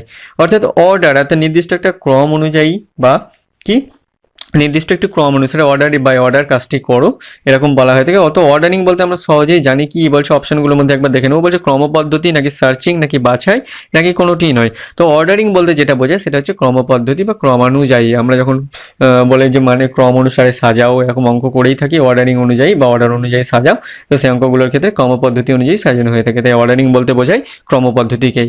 নেক্সট প্রশ্ন দেখে নেবো কি রয়েছে। নেক্সট প্রশ্ন বলছে 25 নম্বর কোশ্চেন, বলছে নিম্নলিখিত যে বিষয়টির উপর গণিত সব থেকে বেশি নির্ভরশীল সেটি হলো। নিম্নলিখিত যে বিষয়টির উপর গণিত সব থেকে বেশি নির্ভরশীল, সমতা, ভারসাম্য, বোধগম্যতা বা বোধগম্য, নাকি নির্ভুলতা। তো নিম্নলিখিত যে বিষয়টির উপর গণিত সব থেকে বেশি নির্ভরশীল, এক্ষেত্রে যদি তোমাদেরকে বলি অ্যান্সার দেওয়ার কথা, তাহলে হয়তো তোমরা সবসময় অ্যান্সার দেবে হয়তো নির্ভুলতার ক্ষেত্রে অ্যান্সারটা দেবে, কিন্তু এখানে সব থেকে যেটা বেশি গুরুত্বপূর্ণ সেটা কিন্তু নির্ভুলতা নয়, বোধগম্যতা বা বোধগম্য। গণিতটাকে আগে বুঝতে হবে ব্যাপারটা, গণিতের যে অঙ্কটা রয়েছে সেই অঙ্কটাকে বুঝতে হবে, তাই বোধগম্যটা কিন্তু খুব বেশি ইম্পর্টেন্ট, সব থেকে বেশি। তারপরে সেটাকে নির্ভুলভাবে করতে হবে যাতে কোনো ভুল না থেকে যায় সেই জন্য, এবং সমতা বা ব্যালেন্স যে ভারসাম্য রক্ষা হয়েছে সেগুলো পরে আসছে। তাই বোধগম্যতা কিন্তু সবার আগে, তাই বোধগম্যতা হয়ে যাবে সব থেকে বেশি গুরুত্বপূর্ণ বা সব থেকে বেশি গণিতের ক্ষেত্রে নির্ভরশীল যে হচ্ছে বোধগম্যতা, তারপরে হচ্ছে নির্ভুলতা, পরপর জিনিসগুলো আসবে। তাই বোধগম্যতা হয়ে যাবে সঠিক অ্যান্সার। নেক্সট প্রশ্ন দেখে নেবো কি রয়েছে। তো 26 নাম্বার কোশ্চেন কি বলছে, খুবই গুরুত্বপূর্ণ কোশ্চেন। বলছে একটি শিশু গুণ করতে সক্ষম হওয়ার সাথে কোনটি করতে শেখে। ভালো করে কোশ্চেনটা আরেকবার বলছি দেখে নাও। বলছে একটি শিশু গুণ করতে শেখা সক্ষম হওয়ার সাথে সাথে কোনটি করতে শেখে। অপশনগুলো কি রয়েছে, যোগ বিয়োগ ভাগ অথবা কোনোটিই নয়। যোগ বিয়োগ ভাগ কোনোটিই নয়। তো বলছে গুণ করার পাশাপাশি কোনটা করতে শেখে। তো এখানে একটা এক্সাম্পল দিই, যদি 12 × 12 আমি যদি গুণ করে দেখাই, তো 2 2 4 এখানে, বা 2 1 2 হলো। তো এখানে আবার গুণটা করি, 2 1 2 আর 1 1 1, তাহলে কত হলো 4 141 অর্থাৎ 144 144 হলো। তাহলে এখানে কি করছি, গুণ করার পর এটা আমাকে যখন 144টা বার করতে হচ্ছে, এখানে আমাকে 2 যোগ করলাম, 4 নামালাম, 2 যোগ করতে হচ্ছে, বা এখানে অন্য কোনো সংখ্যা থাকলেও সেটা আমাকে যোগ করতে হতো। তাহলে গুণ করার পাশাপাশি কিন্তু আমরা যোগ করতে কিন্তু অলরেডি শিখে যাই, বিয়োগও করতে না, অন্য কিছু করতেও না, তাই গুণ করার পাশাপাশি আমরা যোগ করতে শিখে যাই। যোগ বা মাল্টি অ্যাডিশন বা যোগ যেটা রয়েছে সেই যোগ হয়ে যাবে কিন্তু সঠিক অ্যান্সার। তাই এক্সাম্পলও তোমাদের দেখিয়ে দিলাম কিভাবে সেটা হচ্ছে। তো তাহলে আশা করি তোমরা বুঝতে পেরেছো যে গুণ করতে সক্ষম হওয়ার পাশাপাশি যোগ করতেও কিন্তু সক্ষম হয়ে যায় একজন শিশু বা একজন শিক্ষার্থী, যাই হোক। নেক্সট প্রশ্ন দেখে নেব 27 নম্বর কোশ্চেন্স কি বলছে ম্যাথ পেডাগজি থেকে। তো বলছে গণিত পাঠ্যক্রম বা পাঠ্যক্রম হওয়া উচিত শিক্ষার্থীর রুচি অনুযায়ী, আগ্রহ অনুযায়ী, প্রবণতা অনুযায়ী, নাকি সবকটি। তো গণিত পাঠ্যক্রম যেটা হতে হবে সেটা হচ্ছে রুচি অনুযায়ী, অবশ্যই রুচি থাকতে হবে, আগ্রহ থাকতে হবে, তবেই সেই পাঠ্যক্রমের প্রতি যেন শিক্ষার্থীদের আগ্রহ থাকে, এবং টিচারেরও যেন সেটা শেখানোর পক্ষে তার আগ্রহ যেটা রয়েছে সেই আগ্রহ থাকে, সেই দিকে কিন্তু লক্ষ্য রাখতে হবে। তাই আগ্রহ অনুযায়ী কিন্তু পাঠ্যক্রম হওয়া উচিত, এবং প্রবণতা তো অবশ্যই থাকতে হবে, সেই প্রবণতা থাকতেই হবে সেই প্রবণতা অনুযায়ী। তাহলে এখানে সবগুলি কিন্তু থাকতে হচ্ছে, রুচিও থাকতে হবে, আগ্রহও থাকতে হবে, প্রবণতাও থাকতে হবে, তবেই কিন্তু গণিতের পাঠ্যক্রম তৈরি করা উচিত হবে বা উচিত বলে মনে হবে। তাই সবকটি হয়ে যাবে কিন্তু এখানে সঠিক অ্যান্সার। হ্যাঁ, নেক্সট প্রশ্ন দেখে নেবো কি রয়েছে।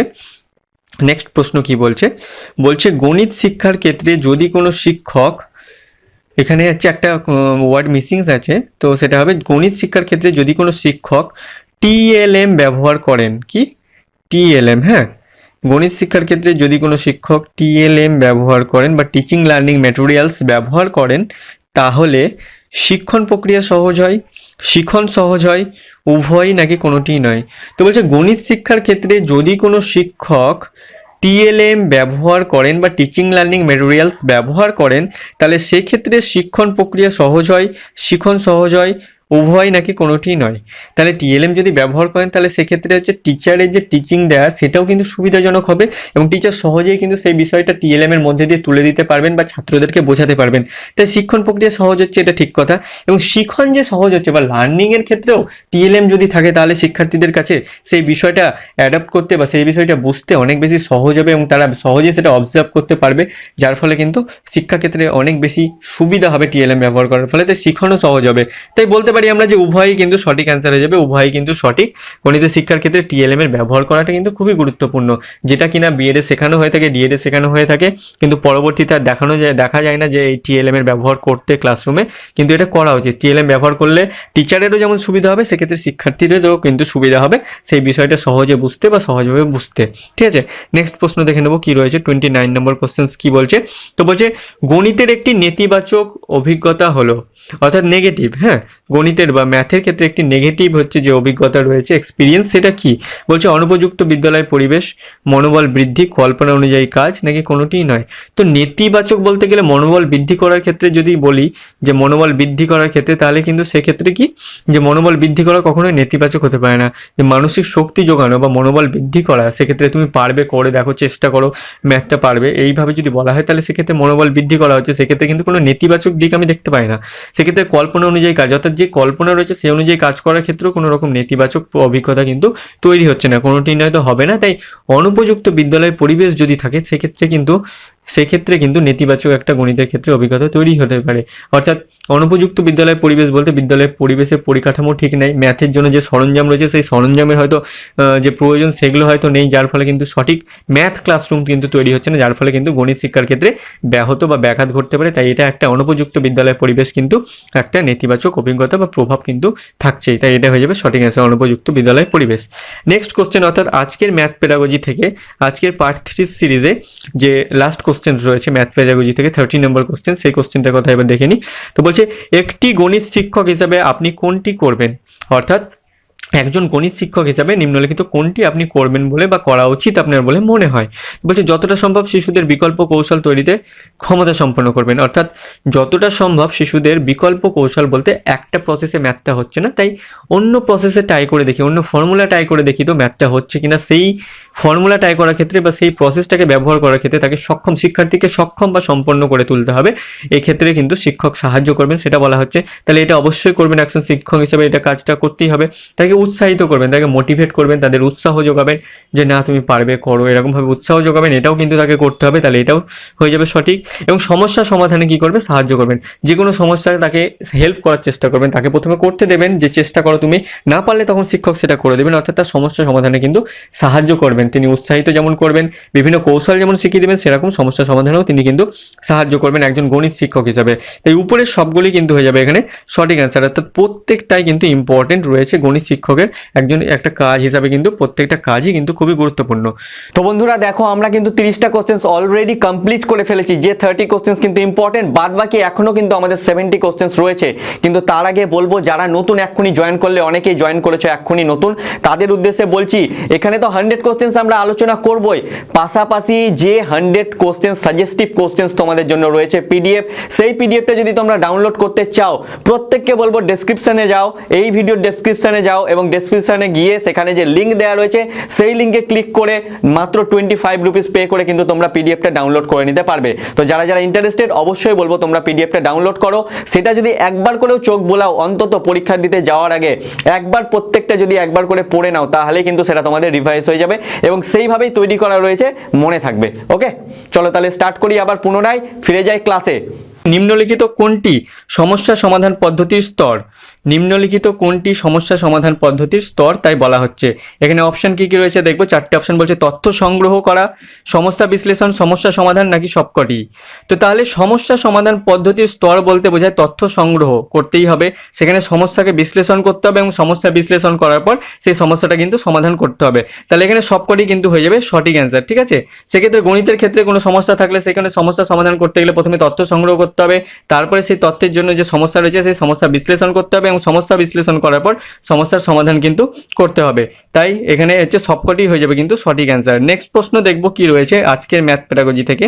তো নেক্সট প্রশ্ন বলছে শ্রেণীকক্ষের বাইরে গণিত শিক্ষা হলো, অর্থাৎ শ্রেণীকক্ষের বাইরে, শ্রেণীকক্ষে গণিত শিক্ষা দেওয়া হয়ে থাকে, তার বাইরে যদি গণিত কেউ শিখতে চায়, একা একা হয়তো কেউ গণিত শিখতে গেল, সেক্ষেত্রে সেই গণিত শিক্ষাটা কি হবে, যুক্তিহীন, কঠিন, সহজ নাকি মজাদার বা আনন্দদায়ক। তাহলে সেটা শেখাটা যুক্তিহীন কখনোই হতে পারে না, কারণ যুক্তিযুক্ত, কারণ সে শিখতেই পারে বাইরে তার কাছে, এবং মজাদার ও আনন্দদায়কও হবে। সেটা তার জন্য কোনটা গণিত শিক্ষা হলো, হতেই পারে মজাদার, আনন্দদায়ক, কিন্তু তার কাছে অর্থাৎ শ্রেণীকক্ষের বাইরে সে যদি গণিতটা শিখতে যায় তাহলে সেটা কিন্তু তার কাছে অনেকটা কঠিন হয়ে আসবে, সহজ একবারেই হবে না, কারণ শ্রেণীকক্ষের বাইরে শিক্ষক তাকে দেখাতে পারবে না, অন্য কারো কাছ থেকে সে দেখে নিতে পারে, কিন্তু একা একা যদি সে শিখতে যায় সেক্ষেত্রে তার কাছে শ্রেণীকক্ষের বাইরে সেই গণিতটা কিন্তু শেখা তার কাছে একটু কঠিনই হবে, সহজ বলে কখনোই মনে হবে না। শ্রেণীকক্ষে যেভাবে শেখানো হবে সেক্ষেত্রে সেটা কিন্তু সহজ, কিন্তু শ্রেণীকক্ষের বাইরে হতে গেলে তখনই সেটা হয়ে যাবে কঠিন, তাই কঠিন হয়ে যাবে সঠিক অ্যান্সার।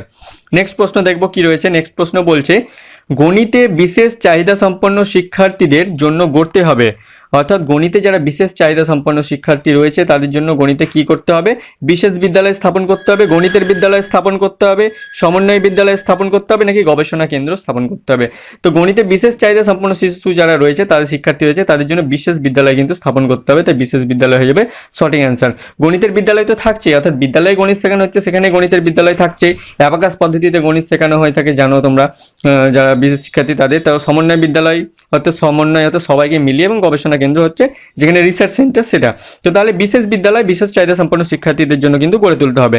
নেক্সট প্রশ্ন দেখব কি রয়েছে। নেক্সট প্রশ্ন বলছে কোন বয়সে একটি শিশু সমস্ত সংখ্যা বলতে শেখে, অর্থাৎ কোন বয়সে একজন শিশু সমস্ত সংখ্যাগুলো কিন্তু বলতে শিখে যায় তাই বলা হচ্ছে। 5 বছর বয়সে, 7 বছর বয়সে, 9 বছর বয়সে নাকি 11 বছর বয়সে।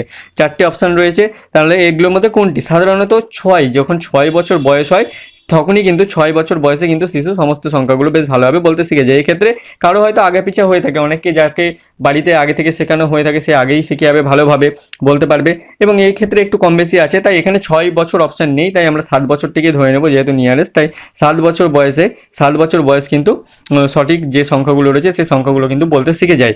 এক্ষেত্রে কোনো বই হয়তো 6 বছর থাকবে, সেটা আমি বলছি না যে থাকবে না, তাই এক্ষেত্রে একটু কনফিউশন তোমাদের থাকতে পারে, তাই 6 অথবা 7 যেটাই অপশন, যদি 6 থাকে তাহলে 6ই দেবে, না থাকলে 7 দেবে তোমরা, অ্যান্সারটা কিন্তু ভুল হবে না। নেক্সট প্রশ্ন দেখে নেবো কি রয়েছে।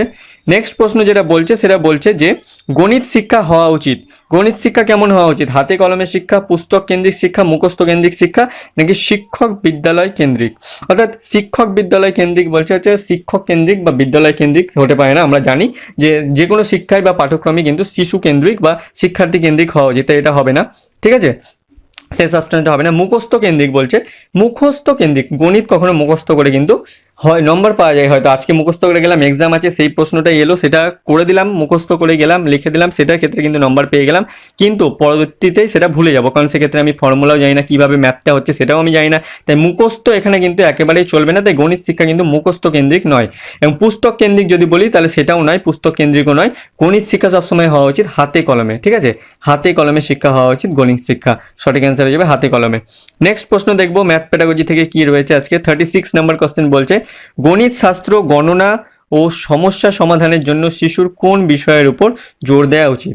অর্থাৎ বলছে গণিত শাস্ত্র গণনা করা এবং সমস্যা সমাধানের জন্য কিন্তু কি বলা হচ্ছে, কোন বিষয়ের উপর জোর দেওয়া উচিত। অর্থাৎ নিম্নলিখিত যে 4টি বিষয়ের কথা বলেছে এগুলোর মধ্যে কোনটির উপর।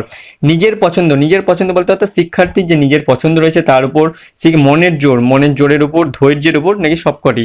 তাহলে গণিত শিক্ষা গণনা এবং সমস্যা সমাধান করতে গেলে অবশ্যই পছন্দ নিজের থাকতে হবে, শিক্ষার্থীর পছন্দ থাকতে হবে, তার মনের জোর থাকতে হবে, অর্থাৎ মনে যে না আমি পারবো এই মনোবল থাকতে হবে, এবং ধৈর্য পেশেন্স কিন্তু রাখতে হবে, যার জন্য কিন্তু সে সমস্যা সমাধান করতে পারবে এবং গণিত শাস্ত্রেও কিন্তু এগিয়ে যেতে পারবে। তাই সবকটি হয়ে যাবে এখানে সঠিক অ্যান্সার, ঠিক আছে।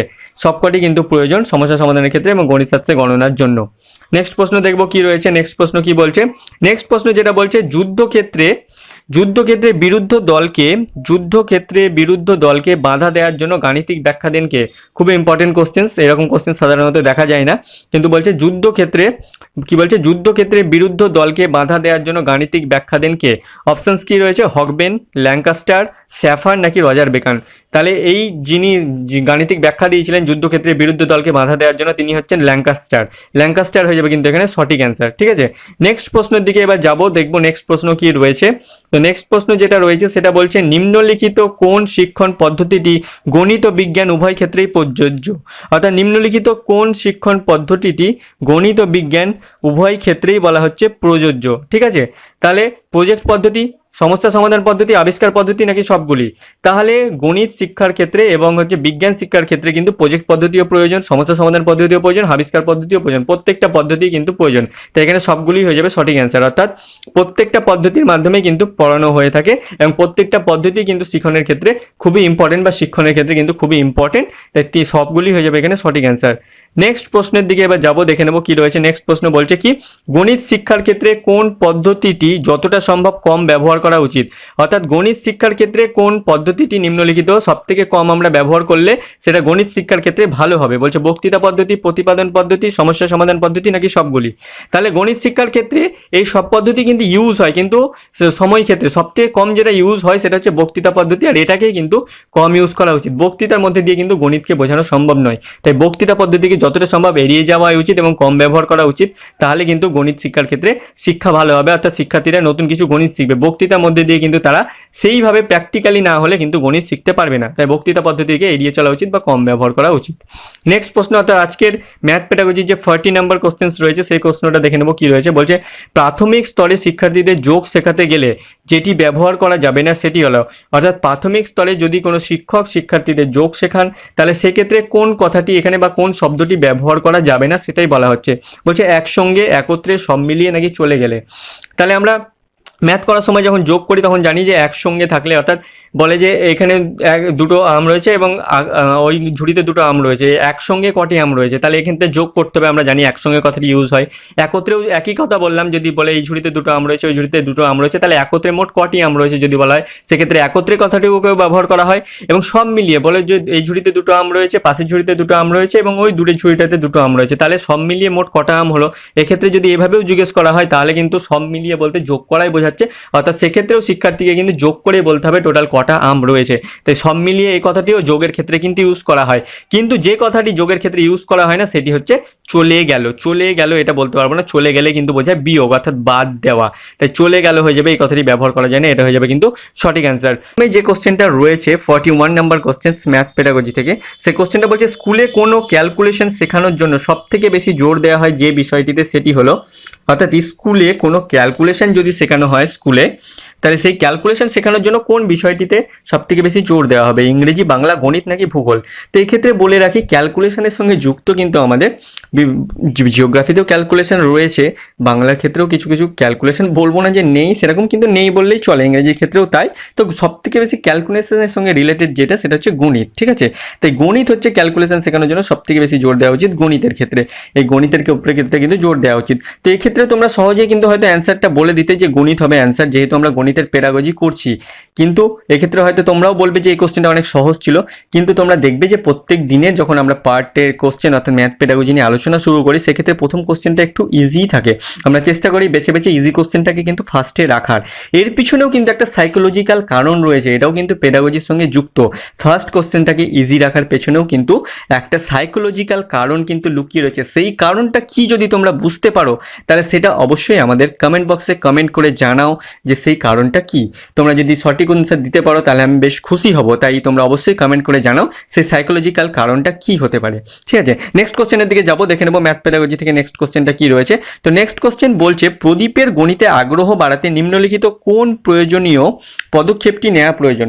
অর্থাৎ প্রদীপের কেন, কোনো শুধুমাত্র প্রদীপের নয়, যে কোনো শিক্ষার্থীর ক্ষেত্রেই গণিতে আগ্রহ বাড়াতে নিম্নলিখিত কোন প্রয়োজনীয় পদক্ষেপটি নেওয়া প্রয়োজন? প্র্যাকটিক্যাল কাজ বাড়ানো, টিএলএম এর ব্যবহার, প্রশংসা করা নাকি সবগুলি? তো প্র্যাকটিক্যাল কাজ অবশ্যই বাড়াতে হবে, হাতে কলমে কাজ বা প্র্যাকটিক্যালেই কাজ শেখাতেই হবে। গণিতের ক্ষেত্রে প্র্যাকটিক্যাল ছাড়া কোনো কাজই সম্ভব হতে পারে না, বা গণিত শিক্ষা সম্পন্ন হতে পারে না বলা যায়। সেরকমই টিএলএম এর ব্যবহার অর্থাৎ টিচিং লার্নিং ম্যাটেরিয়ালসের যে ব্যবহার রয়েছে, সেই টিচিং লার্নিং ম্যাটেরিয়ালসের ব্যবহার কিন্তু প্রয়োজন গণিত শিক্ষার ক্ষেত্রে সঠিকভাবে, এবং শিক্ষার্থীকে প্রশংসা করতে হবে, তবেই কিন্তু সে আগ্রহী হবে, গণিত শিক্ষার জন্য এগিয়ে আসবে এবং নতুন নতুন সমস্যা নিজে থেকে সমাধান করতে চাইবে। তাই সবগুলোই হয়ে যাবে এখানে কিন্তু সঠিক অ্যান্সার, প্রত্যেকটাই কিন্তু প্রয়োজন, গণিতের আগ্রহ বাড়াতে পদক্ষেপগুলো প্রত্যেকটাই প্রয়োজন। নেক্সট প্রশ্ন দেখে নেবো কি রয়েছে। নেক্সট প্রশ্ন বলছে 43 নম্বর কোশ্চেন আমাদের, বলছে কোন বয়সে একজন শিশু আয়তক্ষেত্র ও বর্গক্ষেত্রের মধ্যে সঠিক পার্থক্য করতে শেখে? অর্থাৎ 4 থেকে 5 বছর, 5 থেকে 6 বছর, 7 থেকে 8 বছর নাকি 8 থেকে 9 বছর? এটা সঠিক অ্যান্সার কি হবে? তো আয়তক্ষেত্র অর্থাৎ রেক্ট্যাঙ্গুলার এবং বর্গক্ষেত্র অর্থাৎ স্কোয়ার, এর মধ্যে পার্থক্য একটা শিশু কোন এজে করতে শিখে? ঠিক আছে, একটু ছবিটা অ্যাডজাস্ট করে নেবে তোমরা। তো আয়তক্ষেত্র তোমরা জানো কিরকম হয় এবং বর্গক্ষেত্র বা স্কোয়ার কিরকম হয় সেটা তোমরা জানো। তো এই দুটো বিষয় যে আলাদা বা দুটো চিত্র যে আলাদা, এই দুটোর মধ্যে পার্থক্য একটা শিশু কোন বয়সে করতে শেখে? তো এটা সঠিক অ্যান্সার হয়ে যাবে 7 থেকে 8 বছর বয়সে কিন্তু একজন শিশু শিখে যায় এই পার্থক্যটা করতে। নেক্সট প্রশ্ন দেখে নেব কি রয়েছে। নেক্সট প্রশ্ন বলছে যে আমাদের গণিতে দক্ষতার জন্য শিশু শিক্ষার প্রধান হাতিয়ার হলো, অর্থাৎ গণিতে দক্ষতার জন্য শিশু শিক্ষার ক্ষেত্রে প্রধান হাতিয়ার কোনটি? পাঠ্য বই, ব্ল্যাকবোর্ড ও পেন্সিল, বিষয় সম্পর্কে উৎসাহ নাকি অনুশীলন? তাহলে গণিত শিক্ষার বা গণিতে দক্ষতার ক্ষেত্রে শিশুর প্রধান হাতিয়ার কিন্তু হতে পারে এখানে, যেটা অপশনগুলোর মধ্যে সেটা সব থেকে আগে হচ্ছে বিষয় সম্পর্কে উৎসাহ। অর্থাৎ গণিত সম্পর্কে উৎসাহ কিন্তু অবশ্যই থাকতে হবে, গণিত সম্পর্কে যদি উৎসাহ না থাকে তাহলে সে গণিত শিখতেই তো পারবে না। সেক্ষেত্রে তার পাঠ্য বই থাকুক, তার কাছে ভালো পেন্সিল থাকুক বা ব্ল্যাকবোর্ড থাকুক বা স্লেট থাকুক বা সে অন্য কিছু করুক, সে যদি যাই করুক, তার যদি বিষয় সম্পর্কে উৎসাহ না থাকে সেক্ষেত্রে তার গণিত শেখাও হবে না, সে দক্ষতাও অর্জন করতে পারবে না। তাই সর্বাগ্রে যেটা প্রয়োজন বা সবথেকে প্রধান যেটা হাতিয়ার সেটা হচ্ছে বিষয় সম্পর্কে উৎসাহ থাকা প্রয়োজন। তারপরে কি পাঠ্য বই অবশ্যই থাকতে হবে, পাঠ্য বই থাকলেই শুধু হবে না, তার সঙ্গে হচ্ছে ব্ল্যাকবোর্ড ও পেন্সিলের মাধ্যমে শিক্ষক যখন শিখিয়ে দিবেন সে সেটা বাড়িতে এসে করবে, সেটা হচ্ছে তার জন্য থাকতে হবে পেন্সিল বা পেন যাই হোক বা নির্দিষ্ট জায়গা বা খাতা, এবং কি নির্দিষ্ট অনুশীলন কিন্তু প্রয়োজন। এই অনুশীলনের মধ্যে দিয়ে কিন্তু সে শিখতে পারবে, যে শিখে নিতে পারবে যে অনুশীলনের মধ্যে দিয়ে যে গণিতে তার দক্ষতা হচ্ছে কিনা। অনুশীলন যত করবে তার দক্ষতা তত বৃদ্ধি পাবে। নেক্সট প্রশ্ন দেখবো কি রয়েছে। নেক্সট প্রশ্ন কি বলছে যে গণিতে সাফল্যের ক্ষেত্রে অন্তরায় বা বাধা কোনটি?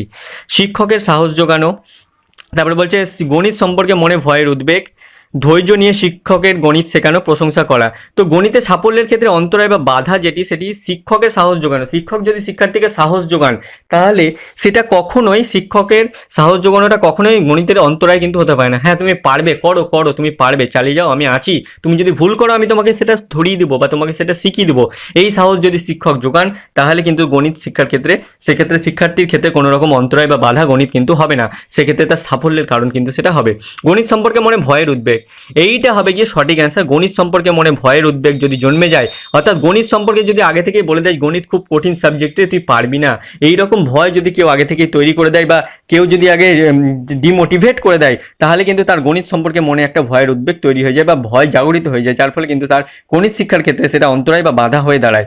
ধৈর্য নিয়ে গণিত শেখানো, অর্থাৎ যদি ধৈর্য নিয়ে একজন শিক্ষক গণিত শেখান, সেটাও তার সাফল্যের কারণ। এবং প্রশংসা করা, শিক্ষার্থীকে প্রশংসা করলে শিক্ষার্থী এগিয়ে আসবে গণিত করতে। তাই প্রত্যেকটা এই গণিত সম্পর্কে মনের ভয়ের উদ্বেগ হয়ে যাবে এখানে সঠিক অ্যান্সার। এটাই কিন্তু অন্তরায় বা গণিত শেখার ক্ষেত্রে বাধা, বাদবাকিগুলো কিন্তু প্রত্যেকটা কিন্তু সাফল্যের কারণ। নেক্সট প্রশ্ন দেখে নেব কি রয়েছে গণিত পেডাগজি থেকে বা ম্যাথ পেডাগজি থেকে। বলছে গণিতকে কোন বিজ্ঞানের সাথে যুক্ত করা যায়, অর্থাৎ গণিতকে কোন বিজ্ঞানের সঙ্গে আমরা যুক্ত করতে পারি, যুক্তিবিজ্ঞান, শাস্ত্রবিজ্ঞান, পরিবেশ বিজ্ঞান নাকি কোনোটিই নয়। তাহলে গণিতের সঙ্গে যেটা, গণিতকে যার সঙ্গে যুক্ত করি সেটা হচ্ছে লজিক বা যুক্তিবিজ্ঞানের সাথে, যুক্তিবিজ্ঞান হয়ে যাবে এখানে সঠিক অ্যান্সার। নেক্সট প্রশ্ন দেখে নেব কি রয়েছে। নেক্সট প্রশ্ন বলছে গণিত শিখন হলো স্বতঃস্ফূর্ত প্রক্রিয়া, ধীর প্রক্রিয়া, ক্রমবর্ধমান প্রক্রিয়া নাকি কোনোটিই নয়। তো গণিত শিক্ষণ বা ম্যাথ লার্নিং হলো কিন্তু এক্ষেত্রে স্বতঃস্ফূর্ত একটি প্রক্রিয়া, স্বতঃস্ফূর্তভাবে কিন্তু ম্যাথ শিখতে হবে বা অ্যাক্টিভ থাকতে হবে সবসময়, ম্যাথ শেখার সময় সবসময় অ্যাক্টিভ থাকতে হবে, তবে কিন্তু ম্যাথ শেখা যাবে। এটা কিন্তু খুবই গুরুত্বপূর্ণ বিষয়, যেহেতু বললাম এটা যুক্তিবিজ্ঞানের সঙ্গে ইন্টার রিলেটেড, তাই গণিত শিক্ষার ক্ষেত্রে কিন্তু শিক্ষার্থীকে সবসময় স্বতঃস্ফূর্ত থাকতে হবে বা অ্যাক্টিভ থাকতে হবে, তবেই কিন্তু তার গণিত শিক্ষণ ভালো হবে বা শিখন ভালো হবে। নেক্সট প্রশ্ন দেখে নেব কি রয়েছে আজকের ম্যাথ পেডাগজি থেকে। 48 নম্বর কোশ্চেন বলছে গণিতের সামর্থ্য অর্জনে যে উপকরণের ব্যবহার করা যেতে পারে, গণিতের সামর্থ্য অর্জনের জন্য যে উপকরণের ব্যবহার করা যেতে পারে সেটা কি মূর্ত উদাহরণ, অর্ধমূর্ত উদাহরণ, বিমূর্ত উদাহরণ নাকি সবকলি। তাহলে গণিতের সামর্থ্য অর্জনের জন্য যে উদাহরণটা ব্যবহার করা প্রয়োজন সেটা হচ্ছে মূর্ত উদাহরণের কথা আমরা বলতে পারি। এক্ষেত্রে বলে রাখি বাস্তব উদাহরণ যদি ব্যবহার করা হয় তাহলে সেক্ষেত্রে কিন্তু গণিত শিখন কিন্তু খুব একটা ভালো হবে, গণিত শিখন মূর্ত উদাহরণ ব্যবহার করার ক্ষেত্রে। আরও একটা কথা বলে রাখি যে বাস্তব উদাহরণ ব্যবহার করার ফলে কি হয়, যে বাস্তব উদাহরণ ব্যবহার করলে কিন্তু শিক্ষার্থীর কাছে সেটা ভেসে ওঠে এবং সে সহজে সেটা ধরতে পারে এবং ম্যাথগুলো বা গণিতগুলো করতে পারে। যেমন ক্লাসে যদি বলা হয় 3টে আম প্লাস 3টে আম, কটা আম রয়েছে একটা শিশু শিক্ষার্থীকে প্রাথমিক স্কুলে বলা হলো, সেক্ষেত্রে কিন্তু সে চট করে উত্তরটা দিতে পারবে না, তার কারণ হচ্ছে সেক্ষেত্রে তার কাছে জিনিসটা বাস্তবে ফুটে উঠছে না। কিন্তু যদি 6জন শিক্ষার্থীকে ক্লাস থেকে তুলে নিয়ে আসা হয় এবং 6জনকে বলা হয় এই যে এই 6জনের কাছে একটা একটা করে আম রয়েছে, তাহলে মোট কটা আম রয়েছে, তখন কিন্তু সে সহজেই বিষয়টা বুঝতে পারবে যে 6জন 6টা আম রয়েছে, সে বিষয়টা কিন্তু সহজেই বলে দিতে পারবে। তাই বাস্তব উদাহরণ দিয়ে বা বাস্তব বিষয়ের সঙ্গে যদি গণিতকে রিলেট করা হয় তাহলে কিন্তু সেক্ষেত্রে সেই শিখনটা কিন্তু যুক্তিযুক্ত এবং যথাযথ হয় এবং শিক্ষার্থী সেক্ষেত্রে অনেক বেশি গণিত শিখনে আগ্রহী হয়ে ওঠে এবং তার সাফল্য কিন্তু অবশ্যই সে পাবে। নেক্সট প্রশ্ন দেখবো 49 নম্বর কোশ্চেন কি রয়েছে ম্যাথ পেডাগজি থেকে। বলছে গণিত হলো সভ্যতার দর্পণ, এটি কে বলেছেন। তো এরকম প্রত্যেকটা যে উক্তিগুলো রয়েছে প্রত্যেকটাই কিন্তু ইম্পর্টেন্ট, গণিতের ক্ষেত্রে হোক বা অন্যান্য পেডাগজির যে চাইল্ড ডেভেলপমেন্ট পেডাগজি থেকে যে উক্তিগুলো রয়েছে সেগুলো কিন্তু ইম্পর্টেন্ট, সেগুলো কিন্তু তোমরা নোট ডাউন করে রাখতে পারো। প্রত্যেকটা যখন উক্তি বলি তখনই বলি যে তোমরা এটা নোট ডাউন করে রাখো, বা আমরা যে আমাদের যে অবশ্যই যে কোশ্চেন অ্যান্সারগুলো রয়েছে বা মক টেস্টের যে সিরিজ রয়েছে তার আমরা পিডিএফ কিন্তু তোমাদের প্রোভাইড করে থাকি, তাই তোমরা যদি নোট ডাউন নাও করে রাখো তাহলে সেক্ষেত্রেও কিন্তু তোমরা পেয়ে যাবে সেগুলো। তবে বলবো যে এগুলো নোট ডাউন করে রাখলে তোমাদেরই বেশি সুবিধা হবে, তোমরা যদি আলাদা করে নোট ডাউন করে রাখো তোমরাই কিন্তু পরবর্তীতে এগুলো সহজে তোমরা মেমোরাইজ করতে পারবে। তো গণিত হলো সভ্যতার দর্পণ, এটি কে বলেছেন। অপশনস রয়েছে আইনস্টাইন, গ্যালিলিও, হকবেন নাকি সত্যেন বসু। তো সঠিক অ্যান্সার যেটা হবে সেটা হচ্ছে হকবেন, এটা কিন্তু বলেছেন গণিত হলো সভ্যতার দর্পণ। তো নেক্সট প্রশ্ন অর্থাৎ আজকের পার্ট 5-এ ম্যাথ পেডাগজির যে লাস্ট কোশ্চেন্স রয়েছে অর্থাৎ 50 নম্বর কোশ্চেন, সেই কোশ্চেনটা কি রয়েছে এবার দেখে নেব। তো বলা হচ্ছে গণিতের প্রয়োজনীয় সূত্র মনে করতে পারা এটি কোন ধরনের শিখন সামর্থ্য, অর্থাৎ গণিতের প্রয়োজনীয় যে সূত্রটা সেই সূত্রটা যদি কোনো শিক্ষার্থী মনে করতে পারে তাহলে সেক্ষেত্রে তার কি ধরনের শিখন সামর্থ্য হবে, জ্ঞান, বোধ, প্রয়োগ নাকি দক্ষতা। অর্থাৎ গণিতের কোনো প্রয়োজনীয় সূত্র মনে রাখা এটা কিন্তু তার জ্ঞানমূলক দক্ষতার মধ্যে কিন্তু পড়ে, অর্থাৎ এটা তার হয়ে যাবে জ্ঞানমূলক দক্ষতা। বোধমূলক দক্ষতা তখনই হবে কোনো সংজ্ঞা পারা বলতে পারা হচ্ছে কিন্তু, বা কোনো বিষয় সম্পর্কে সেই বিষয়টা কি সেটা বলতে পারা, সেটা কিন্তু জ্ঞানমূলক দক্ষতার মধ্যে পড়ে। বোধমূলক দক্ষতার মধ্যে সেটাই পড়বে যে কোন শিক্ষার্থী সেই বিষয়টা বুঝতে পারবে বা তার বোধ হবে যখন সে উভয়ের মধ্যে দুটো বিষয়ের মধ্যে পার্থক্য তৈরি করতে পারবে বা সেই বিষয়টার বা কোনো বিষয়ের বৈশিষ্ট্য তুলে ধরতে পারবে, সেটা কিন্তু বোধমূলক হয়ে যাবে। প্রয়োগ অর্থাৎ যখন গণিতের কোনো সূত্র শেখার পর সেটা কোনো অঙ্কের ক্ষেত্রে প্রয়োগ করতে পারছে সেটা কিন্তু প্রয়োগমূলক হয়ে যাবে। আর দক্ষতা, সে যখন স্কিল শিখে যাবে তখন তার দক্ষতা এমনিই তৈরি হবে দক্ষতা। তো এখানে এটা কিন্তু গণিতের ক্ষেত্রে সূত্র প্রয়োগ করতে পারা বা সূত্র প্রয়োগ করতে পারা কিন্তু প্রয়োগমূলক দক্ষতা। সূত্র মনে করতে পারা বা সূত্রটা বলতে পারা, কারণ জিজ্ঞেস করা হলো a স্কোয়ার প্লাস বি স্কোয়ারের ফর্মুলা বলো, বা তাহলে সেক্ষেত্রে শিক্ষার্থী যদি সেই সূত্রটা বলতে পারে সেটা কিন্তু তার জ্ঞানমূলক দক্ষতার মধ্যে কিন্তু পড়ছে, ঠিক আছে, মেমোরাইজ করছে, তাই এটা জ্ঞানমূলক দক্ষতার মধ্যে পড়ছে, তাই জ্ঞানমূলক দক্ষতা এটা কিন্তু সঠিক অ্যান্সার হয়ে যাবে, বা জ্ঞান সঠিক অ্যান্সার হয়ে যাবে। 51 নম্বর কোশ্চেন্সে কি বলছে ম্যাথ পেডাগজি থেকে, বলছে অবসর সময়ে গণিতের ব্যবহার করা যেতে পারে, অর্থাৎ অবসর সময়ে গণিতের ব্যবহার কিসে করা যেতে পারে, কিসে বা কিসে। তো বলছে কুইজের মাধ্যমে, অঙ্ক দৌড়ের মাধ্যমে, গণিত ওয়ার্কশপের মাধ্যমে, নাকি সবকটি সঠিক। তো অবসর সময় অর্থাৎ ক্লাসে গণিত যদি না করিয়ে ক্লাসে কুইজ করানো হয়, কুইজে যদি গণিতের বিভিন্ন প্রশ্ন রাখানো হয়, তাহলে কিন্তু সেখানে গণিত শেখানো সম্ভব হবে, ঠিক আছে। তারপরে যদি অঙ্ক দৌড় করানো হয়, বিভিন্ন জানো যে অঙ্ক দৌড় কোনো খেলায় অঙ্ক দৌড় হয় বা অঙ্ক দৌড় প্রতিযোগিতা রাখা হলো, সেক্ষেত্রে কিন্তু ম্যাথ ক্লাস করানো হচ্ছে না, কিন্তু তার মধ্যে দিয়ে কিন্তু ম্যাথ শেখানো হচ্ছে অঙ্ক দৌড়ের মধ্যে দিয়ে। আবার কি গণিতের যদি ওয়ার্কশপ রাখা হয়, তাহলে সেখানেও কিন্তু ম্যাথ সম্পর্কে ডিসকাশন হচ্ছে, সেখানেও কিন্তু ম্যাথ সম্পর্কে জানা হচ্ছে বা গণিতের ব্যবহার হচ্ছে। তাহলে অবসর সময় কুইজের মাধ্যমে, অঙ্ক দৌড়ের মাধ্যমে, গণিত ওয়ার্কশপের মাধ্যমে প্রত্যেকটির মধ্যে দিয়ে কিন্তু গণিতের ব্যবহার বা গণিত শেখা যায়, তাই সবকটি সঠিক হয়ে যাবে কিন্তু এখানে সঠিক অ্যান্সার। নেক্সট প্রশ্নের দিকে যাব, কি আছে দেখবো নেক্সট প্রশ্ন। তো নেক্সট প্রশ্ন বলছে প্রাক সংখ্যা ধারণাত্মক কাকে বলে। প্রাক সংখ্যা ধারণাত্মক কাকে বলে, অর্থাৎ ধারণা যে তৈরি হয় প্রাক সংখ্যা সম্পর্কে, তো সেটা কাকে বলে তাই বলছে যখন শিশু কিছু কিছু বস্তু চিনতে শেখে, বলছে যখন শিশু কিছু কিছু প্রাথমিক ধারণা অর্জন করতে শেখে, অর্থাৎ সংখ্যা সম্পর্কে প্রাথমিক ধারণা, বলছে যখন শিশুর মানসিক বিকাশ হয়, বা কোনোটিই নয়। তো এখানে প্রাক সংখ্যা ধারণাত্মক বলতে যেটা বোঝায় সেটা হচ্ছে যখন শিশু কিছু কিছু প্রাথমিক ধারণা অর্জন করতে পারে সংখ্যা সম্পর্কে, সেটাই কিন্তু হয়ে যাবে প্রাক ধারণাত্মক। তো এটা হয়ে যাবে অপশন বি হয়ে যাবে সঠিক অ্যান্সার। নেক্সট প্রশ্নের দিকে যাব, দেখবো কি রয়েছে নেক্সট প্রশ্ন আজকে ম্যাথ পেডাগজির। তো ম্যাথ পেডাগজির নেক্সট প্রশ্ন যেটা বলছে আমাদের দেশে প্রাসঙ্গিক গণিত শিক্ষা ক্ষেত্রে কোন পদ্ধতি অধিক কার্যকর, অর্থাৎ আমাদের দেশে অর্থাৎ ভারতবর্ষে এখানে গণিত শিক্ষার জন্য কোন পদ্ধতিটি সবথেকে বেশি ব্যবহার করা হয় বা কার্যকর বলে মনে করা হয়, ঠিক আছে।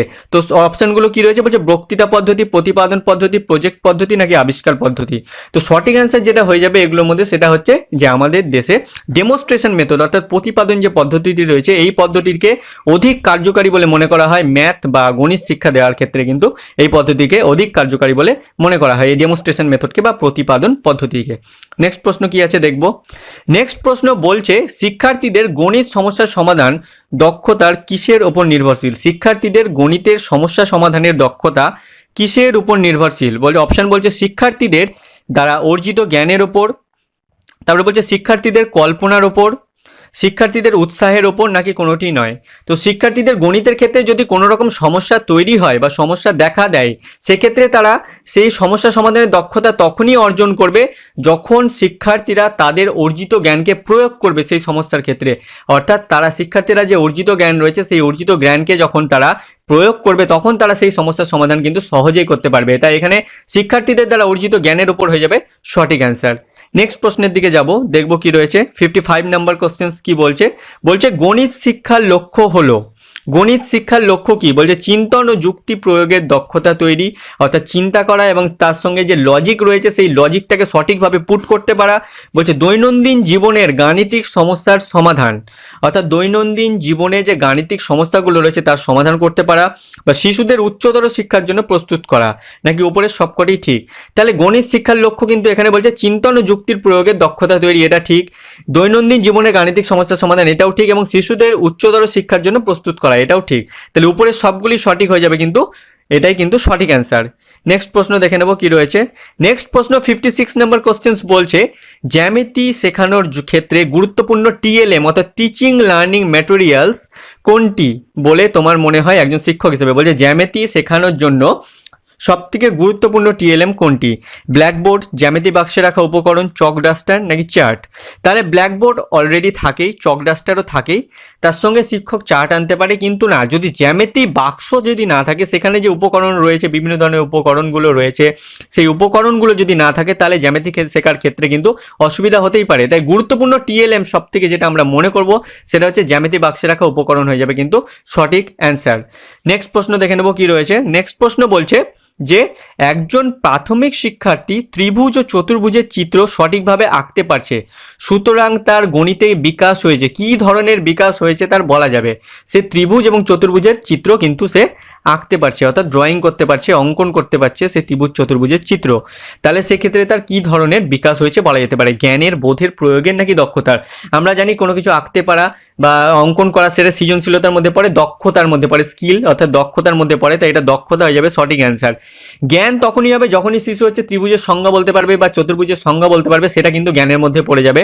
আগেই বলেছি, বোধ তখনই হবে যে ত্রিভুজের বৈশিষ্ট্য বলতে পারছে, ত্রিভুজ এবং চতুর্ভুজের মধ্যে যে বৈশিষ্ট্য রয়েছে বা ত্রিভুজ চতুর্ভুজের মধ্যে যে পার্থক্য রয়েছে সেই পার্থক্যটা যখনই করতে পারবে তখনই সেটা বোধের মধ্যে পড়ে যাবে।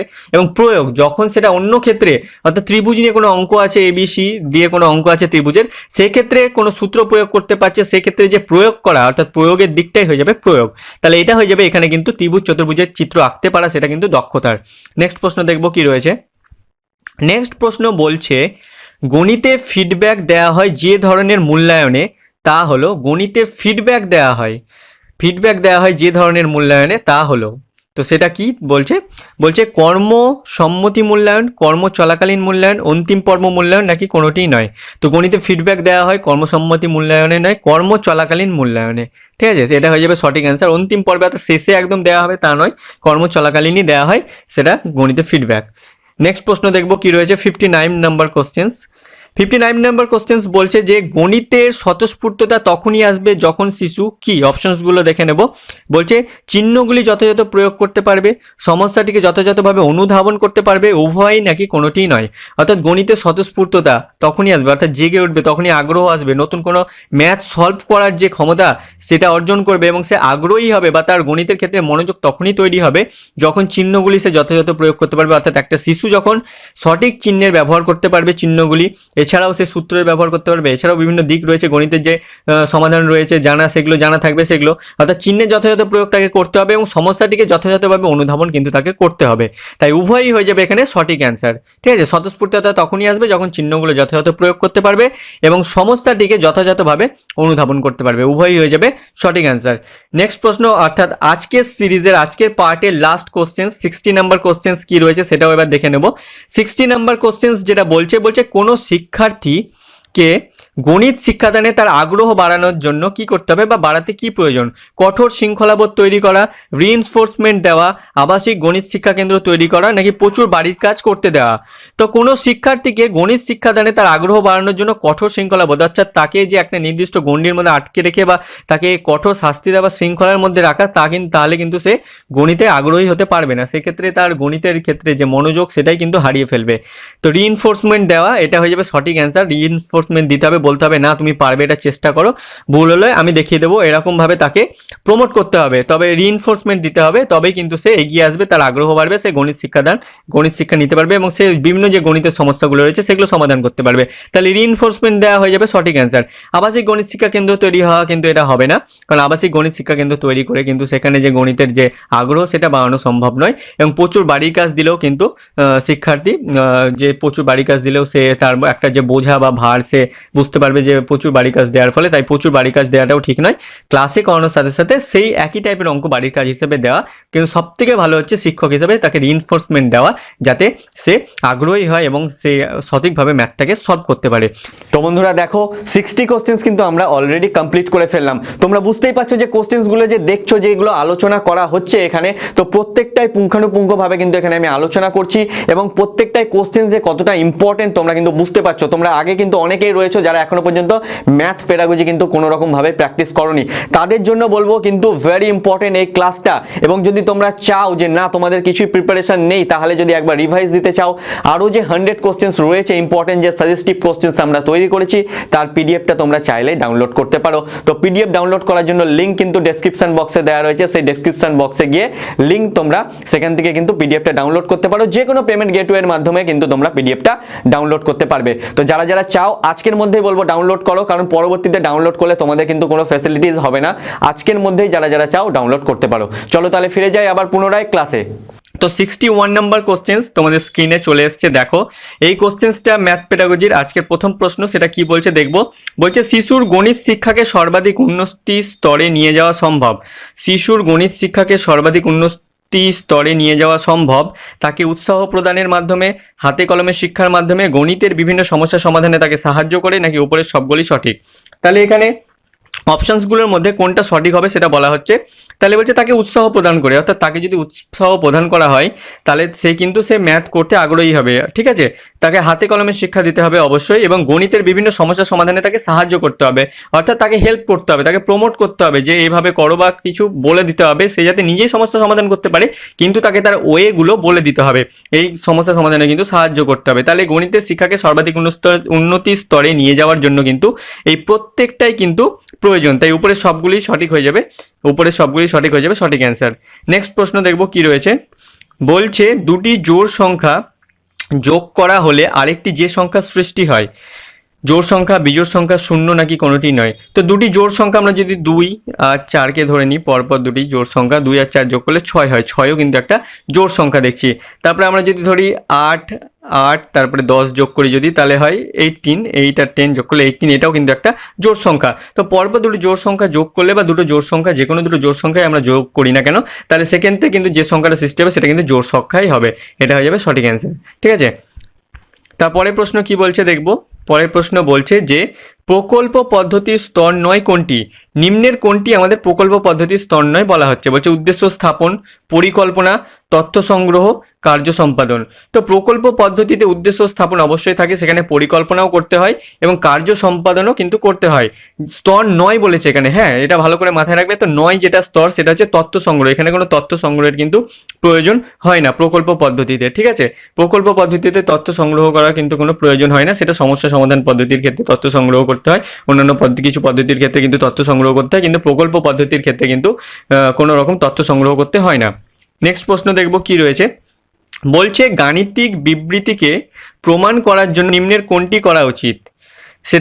তাকে সবসময় সত্য প্রমাণ করতে হবে, অসত্য প্রমাণ করতে হবে, বিমূর্ত প্রমাণ করতে হবে, কোনোটিই নয়। তো গাণিতিক যে কোনো বিবৃতিকে সবসময় কি সত্য প্রমাণ করতে হবে, ঠিক আছে। যেহেতু ম্যাথ, লজিক বা যুক্তিবিজ্ঞানের সঙ্গে যুক্ত, তাই এখানে সবসময় কোনো গাণিতিক বিবৃতিকে প্রমাণ করার জন্য সবসময় সেটা সত্য সেটাই কিন্তু প্রমাণ করতে হবে, ঠিক আছে। তবেই লজিক কাজ করবে বা যুক্তিবিজ্ঞান কাজ করবে, তাই সত্য প্রমাণ করতে হবে, এটাই হবে সঠিক অ্যান্সার। নেক্সট প্রশ্ন দেখব কি রয়েছে। 65 নম্বর কোশ্চেন যেটা বলছে নিম্নলিখিত কোন পদ্ধতিতে আলোচনার মাধ্যমে সমস্যা ঠিক করা হয়, নিম্নলিখিত কোন পদ্ধতিতে আলোচনার মাধ্যমে সমস্যা ঠিক করা হয়। অপশনস কি কি রয়েছে, বলছে সমস্যা সমাধান পদ্ধতিতে, বক্তৃতা পদ্ধতিতে, প্রজেক্ট পদ্ধতিতে নাকি কোনটিই নয়। তো এখানে সঠিক অ্যান্সার যেটা হবে, যে পদ্ধতিতে আলোচনার মাধ্যমে সমস্যার সমাধান করা হয় বা সমস্যা ঠিক করা হয়, যে পদ্ধতিতে আলোচনার মাধ্যমে সমস্যা ঠিক করা হয় সেটা হচ্ছে প্রজেক্ট পদ্ধতি, ঠিক আছে। প্রজেক্ট মেথড হয়ে যাবে কিন্তু এখানে সঠিক অ্যান্সার। নেক্সট প্রশ্ন বলছে যে নিম্নলিখিত কোনটি হিউরিস্টিক পদ্ধতি, ঠিক আছে। যখন শিক্ষার্থী সঠিক সূত্র ব্যবহার করে, শিক্ষকের সাহায্য নিয়ে কোনো সমাধান করে, দলগতভাবে গণিতের সমস্যার সমাধান করে, না কোনোটিই নয়। তাহলে হিউরিস্টিক পদ্ধতি বলছে, ঠিক আছে, খুব ভালোভাবে মাথায় রাখবে। হিউরিস্টিক পদ্ধতি যখন শিক্ষার্থী সঠিক সূত্র ব্যবহার করে, ঠিক আছে, শিক্ষার্থী যখন সঠিক সূত্র ব্যবহার করতে পারবে সেটাকেই বলা হবে কিন্তু হিউরিস্টিক পদ্ধতি। শিক্ষকের সাহায্য নিয়ে কোনো সমাধান করলে সেটা তো হেল্প হয়ে গেল, শিক্ষকের সাহায্য নিয়ে সমাধান করছে। আবার দলগতভাবে যদি গণিতের সমস্যা করে সেটা হচ্ছে যে কারিকুলাম অ্যাক্টিভিটি হয়ে গেল, সহযোগিতামূলক কাজকর্ম যেটা সেটার মধ্যে পড়ে যাচ্ছে, তাহলে দলগতভাবে কাজ করলে সেটা, তাই এটা হবে না। তো সঠিক অ্যান্সার হয়ে যাবে এ, অর্থাৎ যখন শিক্ষার্থী সঠিক সূত্র ব্যবহার করে সেটাই হিউরিস্টিক পদ্ধতি বা হিউরিস্টিক মেথড। নেক্সট প্রশ্ন দেখব কি রয়েছে। নেক্সট প্রশ্ন বলছে যে নিম্নলিখিত কোন উপকরণ সংখ্যা কার্ড তৈরি করতে প্রয়োজন। সংখ্যা কার্ড নয়, এটা কার্ড হবে, হ্যাঁ। নিম্নলিখিত কোন উপকরণ সংখ্যা কার্ড, অর্থাৎ যে আমরা সংখ্যার কার্ড দেখি, কার্ডে লেখা থাকে বিভিন্ন সংখ্যা, ঠিক আছে। যেমন ক্রিকেট খেলায় যদি তোমরা বলতে পারো অনেকে 4 মারলে বা 4 মারলে বা 6 মারলে যে কার্ড তুলে দেখায়, যে 6 মারলে সেই কার্ড, অর্থাৎ সংখ্যা কার্ড তৈরি করার জন্য প্রয়োজন কি সংখ্যা কার্ড। এটা কার্ড নয়, এখানে হবে কার্ড হবে, হ্যাঁ এটা কার্ড নয়, একটু মিস্টেক আছে এখানটায়, কার্ড হবে এটা, হ্যাঁ। কার্ড তৈরি করা হয় করতে কি প্রয়োজন, আর্ট পেপার, কাঁচি, স্কেচ পেন নাকি সবগুলি। তাহলে কার্ড তৈরি করার জন্য আমরা জানি যে প্রত্যেকটা জিনিসই কিন্তু প্রয়োজন হবে, আর্ট পেপারের প্রয়োজন হবে, আর্ট পেপার কাটার জন্য কাঁচি প্রয়োজন হবে, স্কেচ পেন দিয়ে লিখতে হবে সংখ্যাকে, তাই প্রত্যেকটি প্রয়োজন, তাই সবগুলি হয়ে যাবে কিন্তু এখানে সঠিক অ্যান্সার। খুব ইজি কোশ্চেন ছিল এটা আজকের যে সিরিজে, সেটা সব থেকে ইজি কোশ্চেন কিন্তু এটা তার মধ্যে, তো সবগুলি হয়ে যাবে সঠিক অ্যান্সার। নেক্সট প্রশ্নের দিকে যাবো, দেখে নেবো নেক্সট প্রশ্ন ম্যাথ পেডাগজি থেকে কি রয়েছে। বলছে গণিত হলো সমস্ত বিজ্ঞানের প্রবেশ পথ, কে বলেছেন? গণিত হলো সমস্ত বিজ্ঞানের প্রবেশ পথ। ভালোভাবে মাথায় রাখবে, এগুলো নোট ডাউন করে রাখতে বলি তোমাদের, তাই তোমরা চাইলে নোট ডাউন করে রাখতে পারো এগুলো। তাই গণিত হলো সমস্ত বিজ্ঞানের প্রবেশ পথ, এটি যিনি বলেছেন, অপশনসগুলো রয়েছে হকবেন, আইনস্টাইন, রজার বেকন নাকি সত্যেন বসু। তো সঠিক অ্যান্সার যেটা হবে সেটা হচ্ছে রজার বেকন এটি বলেছিলেন যে গণিত হলো সমস্ত বিজ্ঞানের প্রবেশ পথ। নেক্সট প্রশ্নের দিকে যাব, দেখে নেব কি রয়েছে। নেক্সট প্রশ্ন বলছে প্রাথমিক স্তরে গণিতের ক্ষেত্রে যে দিকের প্রতি বেশি নজর দেওয়া উচিত সেটি হলো, প্রাথমিক স্তরে গণিতের ক্ষেত্রে যে দিকের প্রতি বেশি নজর দেওয়া উচিত সেটা হচ্ছে আগ্রহের সৃষ্টি করতে হবে, জ্ঞানের সৃষ্টি করতে হবে, প্রয়োগমূলক দিকে নজর দিতে হবে নাকি দক্ষতামূলক দিকে নজর দিতে হবে। তো প্রাথমিক স্তরে গণিতের ক্ষেত্রে যে দিকের প্রতি বেশি নজর দেওয়া প্রয়োজন সেটা হচ্ছে প্রথমেই কি আগ্রহের সৃষ্টি করতে হবে, আগ্রহের সৃষ্টি, তারপরে বাকি কিছু আসবে। তাই আগ্রহের সৃষ্টি না করলে কিন্তু গণিত শিক্ষা দেওয়া সম্ভব হবে না। আগ্রহ জন্মাতেই হবে, শিক্ষার্থীর মধ্যে যদি আগ্রহ থাকে তবেই সে শিখতে পারবে, তাই আগ্রহের সৃষ্টি কিন্তু প্রয়োজন। তাই আগ্রহের সৃষ্টি হয়ে যাবে কিন্তু এখানে সঠিক অ্যান্সার। নেক্সট প্রশ্ন, অর্থাৎ আজকের পার্ট 7-এর লাস্ট কোশ্চেন্স যেটা রয়েছে আমাদের, সেই কোশ্চেন্সটা এবার দেখে নেব কি রয়েছে। বলছে একজন প্রাথমিক শিক্ষার্থীকে যোগ, বিয়োগ, গুণ, ভাগ, যোগ, বিয়োগ, গুণ, ভাগ, ঠিক আছে, যোগ বিয়োগ গুণ ভাগ সমস্ত কিছু কি লিখতে বলা হলো এবং সে সঠিকভাবে সেটা লিখে দিতে পারলো, তাহলে তার কোন দিকের বিকাশ ঘটেছে বলা যাবে? খুবই ইজি কোশ্চেন এবং তবে ইম্পর্টেন্ট কোশ্চেন্স। একজন প্রাথমিক শিক্ষার্থীকে যোগ বিয়োগ গুণ ভাগ লিখতে বলা হলো এবং সে সেটা সঠিকভাবে লিখতে পারলো, তাহলে তার কোন দিকের বিকাশ ঘটেছে বলা যাবে? জ্ঞান, বোধ, প্রয়োগ নাকি দক্ষতার বিকাশ ঘটেছে সেটা বলতে হবে। তাহলে এটা আমরা বুঝতে পারছি যে তার বোধ হয়েছে বলে সে কিন্তু সেটা লিখতে পারছে, তাই বোধ হয়ে যাবে, বোধমূলক বিকাশ কিন্তু হয়েছে, তাই বোধ হয়ে যাবে কিন্তু সঠিক অ্যান্সার। এছাড়াও আমি বলেছি অন্যান্য ক্লাসে যে জ্ঞান বলেছি, জ্ঞান হচ্ছে কোনো কিছু মনে করতে পারা বা স্মরণ করতে পারা বা কিছু সংজ্ঞা দিতে পারা, সেটা জ্ঞান। আবার বলছি প্রয়োগ হচ্ছে যখন কোনো কিছু প্রয়োগ করতে পারো। গণিতের ক্ষেত্রে কেমন, যেমন কোনো সূত্র প্রয়োগ করে কোনো অঙ্ক করছে বা অঙ্কের সমাধান করছে, সেটা প্রয়োগের দিক হয়ে গেল। দক্ষতা যখন কোনো ছবি ত্রিভুজের, চতুর্ভুজের, রম্বসের সবকিছু ছবি আঁকতে পারছে, সেই ছবিগুলো আঁকতে পারাই হচ্ছে তার দক্ষতা। তাহলে এই হচ্ছে উদাহরণ দিলাম চারটে, জ্ঞান কোনটা, বোধ কোনটা, প্রয়োগ কোনটা, দক্ষতা কোনটা। আশা করি তোমাদের ধারণা হয়েছে। এই জ্ঞান, বোধ, প্রয়োগ, দক্ষতা থেকে কিন্তু একটা কোশ্চেন থাকার সম্ভাবনা খুব বেশি। তাই এই চারটে জিনিস যদি তোমরা ভালো করে বুঝে যাও তাহলে কিন্তু তোমাদের যে কোনো কোশ্চেন্সই আসুক জ্ঞান, বোধ, প্রয়োগ, দক্ষতা থেকে তোমরা কিন্তু অ্যাটেন্ড করতে পারবে। তো 71 নাম্বার কোশ্চেন্স কি বলছে? বলছে প্রত্যেক মৌলিক সংখ্যায় দুটি গুণনীয়ক থাকে, এটি বিজ্ঞানের অন্তর্গত। কোন বিজ্ঞানের অন্তর্গত সেটা বলা হচ্ছে? যুক্তিবিজ্ঞান, শাস্ত্রবিজ্ঞান, পরিবেশ বিজ্ঞান নাকি কোনোটিই নয়? তো প্রত্যেক মৌলিক সংখ্যার দুটি গুণনীয়ক থাকে আমরা জানি, প্রাইম নাম্বার বা মৌলিক সংখ্যা।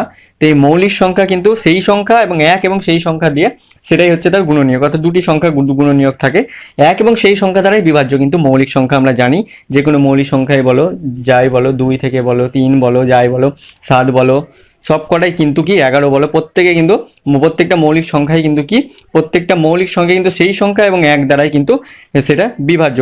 তাই দুটি করে গুণনীয়ক থাকে। এটি কার অন্তর্গত? লজিকের অন্তর্গত, অর্থাৎ যুক্তি বিজ্ঞানের অন্তর্গত হচ্ছে এটা।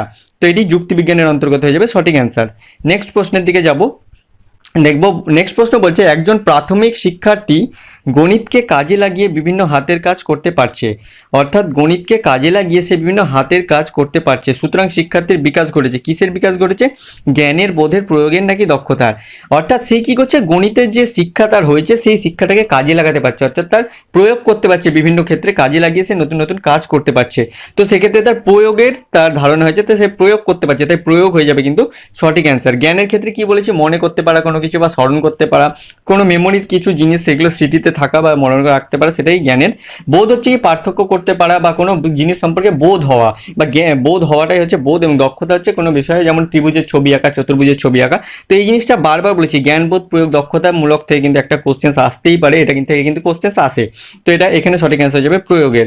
নেক্সট প্রশ্ন দেখে নেবো কি রয়েছে। নেক্সট প্রশ্ন বলছে গণিতের আগ্রহ সৃষ্টি করতে গেলে, গণিতের আগ্রহ সৃষ্টি করতে গেলে বাস্তব উদাহরণ দিয়ে পড়ালে ভালো, অর্থাৎ বলছে ক্লাসে বাস্তব উদাহরণ দিয়ে পড়ালে ভালো হয়, অনুশীলন করালে ভালো, অর্থাৎ অনুশীলন করাতেই হবে, ঠিক আছে, এবং একই ধরনের অনেকগুলি সমস্যার সমাধান করতে দিলে ভালো হয়। অর্থাৎ একই ধরনের একটা অঙ্ক শিখে দেওয়ার পর সেই একই ধরনের অঙ্ক সেখানে সংখ্যা চেঞ্জ করে কিন্তু দিলে সেক্ষেত্রে সমস্যার সমাধান করতে দিলে কিন্তু ভালো হয়। তাহলে এখানে অ্যান্সার হয়ে যাবে কিন্তু সবগুলি সঠিক, অর্থাৎ সবগুলি কিন্তু হচ্ছে সঠিক, প্রত্যেকটাই কিন্তু প্রয়োজন। গণিতে আগ্রহ সৃষ্টি করতে গেলে প্রত্যেকটাই কিন্তু এখানে প্রয়োজন হবে। নেক্সট প্রশ্ন কি রয়েছে? নেক্সট প্রশ্ন বলছে গাণিতিক সংখ্যা চিহ্ন তৈরি করতে প্রকাশ করে প্রথম যে দেশটি সেটি হলো, বলছে গাণিতিক সংখ্যা চিহ্ন তৈরি করে প্রকাশ করে প্রথম যে দেশটি সেটি কোন দেশ? গাণিতিক সংখ্যা চিহ্নকে তৈরি করে প্রকাশ করে আরব, ভারত, মিশর নাকি আমেরিকা? তাহলে এটা যেটা করেছিল সেটা হচ্ছে মিশর দেশ, ঠিক আছে। ইজিপ্ট, মিশর কিন্তু করেছিল প্রথম গাণিতিক সংখ্যা চিহ্ন তৈরি এবং তার প্রকাশ। নেক্সট প্রশ্ন দেখে নেব কি রয়েছে। বলছে যে নিচের কোন বিষয়ের সঙ্গে গণিতের অনুবন্ধ খুবই কম? ঠিক আছে, অর্থাৎ গণিতের রিলেশনস খুবই কম রয়েছে নিচের যে বিষয়ের সঙ্গে। এমনিতে তো প্রত্যেকটা বিষয়ের সঙ্গে প্রায় রয়েছে গণিতের রিলেশনস, কিন্তু সবথেকে কম রয়েছে বলা হচ্ছে কোন বিষয়ের সঙ্গে। অপশনস রয়েছে ভৌত বিজ্ঞান, জীবন বিজ্ঞান, ভূগোল নাকি ইতিহাস। ফিজিক্যাল সায়েন্স, লাইফ সায়েন্সের সঙ্গে অবশ্যই গণিতের সম্পর্কটা বেশি, এবং জিওগ্রাফির সঙ্গেও কিন্তু গণিতের সম্পর্কটা বেশি। সবথেকে কম যদি যার সাথে বলা হয় সেটা আমরা বলতে পারি ইতিহাসের সঙ্গে বা হিস্ট্রির সঙ্গে কিন্তু সবথেকে কম রয়েছে, তাই হিস্ট্রি হয়ে যাবে কিন্তু এখানে সঠিক অ্যান্সার। নেক্সট প্রশ্ন দেখব কি রয়েছে। নেক্সট প্রশ্ন বলছে পূর্বের পাঠ্যক্রমে গণিতের যে বিষয়টির ব্যবহারিক মূল্য বেশি গুরুত্ব পেত। পূর্বের পাঠ্যক্রমে গণিতের যে বিষয়টির ব্যবহারিক মূল্য বেশি গুরুত্ব পেত। বীজগণিত, পাটিগণিত, পরিমিতি নাকি ত্রিকোণমিতি? বীজগণিত, পাটিগণিত, পরিমিতি নাকি ত্রিকোণমিতি? তো পূর্বের পাঠ্যক্রমে, ঠিক আছে, এইটা ভালোভাবে মাথায় রাখতে হবে। পূর্বের আগেকার গণিতের যে বিষয়টি ব্যবহারিক মূল্য বেশি গুরুত্ব পেত সেটা হচ্ছে পাটিগণিত। পাটিগণিতকে কিন্তু ভীষণ গুরুত্ব দেওয়া হতো। বর্তমানে কিন্তু বীজগণিতের বিশেষ গুরুত্ব রয়েছে, পাটিগণিতের তুলনায় কিন্তু বীজগণিতের গুরুত্ব কিন্তু বেড়ে গেছে। এটা বর্তমানে কিন্তু মনে রাখবে যে বীজগণিতের গুরুত্ব কিন্তু বেড়ে গেছে বর্তমানে পাটিগণিতের, আর পূর্বে কিন্তু পাটিগণিতের গুরুত্ব ছিল কিন্তু বেশি, ঠিক আছে। নেক্সট প্রশ্ন দেখে নেব কি রয়েছে। 77 নম্বর কোশ্চেন বলছে একজন গণিত শিক্ষক বা শিক্ষিকা হিসাবে ক্লাস টেস্টের জন্য আপনি কোন প্রকার প্রশ্ন নির্বাচন করবেন? ঠিক আছে, একজন গণিত শিক্ষক বা শিক্ষিকা হিসাবে ক্লাস টেস্টের জন্য আপনি কোন প্রকার প্রশ্ন নির্বাচন করবেন? অতি সংক্ষিপ্ত প্রশ্ন, সংক্ষিপ্ত প্রশ্ন, উভয়ই নাকি রচনাধর্মী প্রশ্ন? তো গণিতের জন্য ক্লাস টেস্টের জন্য কিন্তু সংক্ষিপ্ত এবং অতি সংক্ষিপ্ত দুই ধরনেরই প্রশ্ন কিন্তু রাখতে হবে, তাই উভয়ই কিন্তু হয়ে যাবে এখানে সঠিক অ্যান্সার। নেক্সট প্রশ্ন দেখব কি রয়েছে। তো নেক্সট প্রশ্ন বলছে যে আপনার গণিতের ক্লাসে কোনো ছাত্র বা ছাত্রী কোনো প্রশ্নের অর্ধেক উত্তর দিতে পারলে আপনি কি করবেন? অর্থাৎ গণিতের কোনো ক্লাসে যদি কোনো ছাত্র বা ছাত্রী অর্ধেক প্রশ্নের অর্ধেক উত্তর দিতে পারে তাহলে আপনি কি করবেন?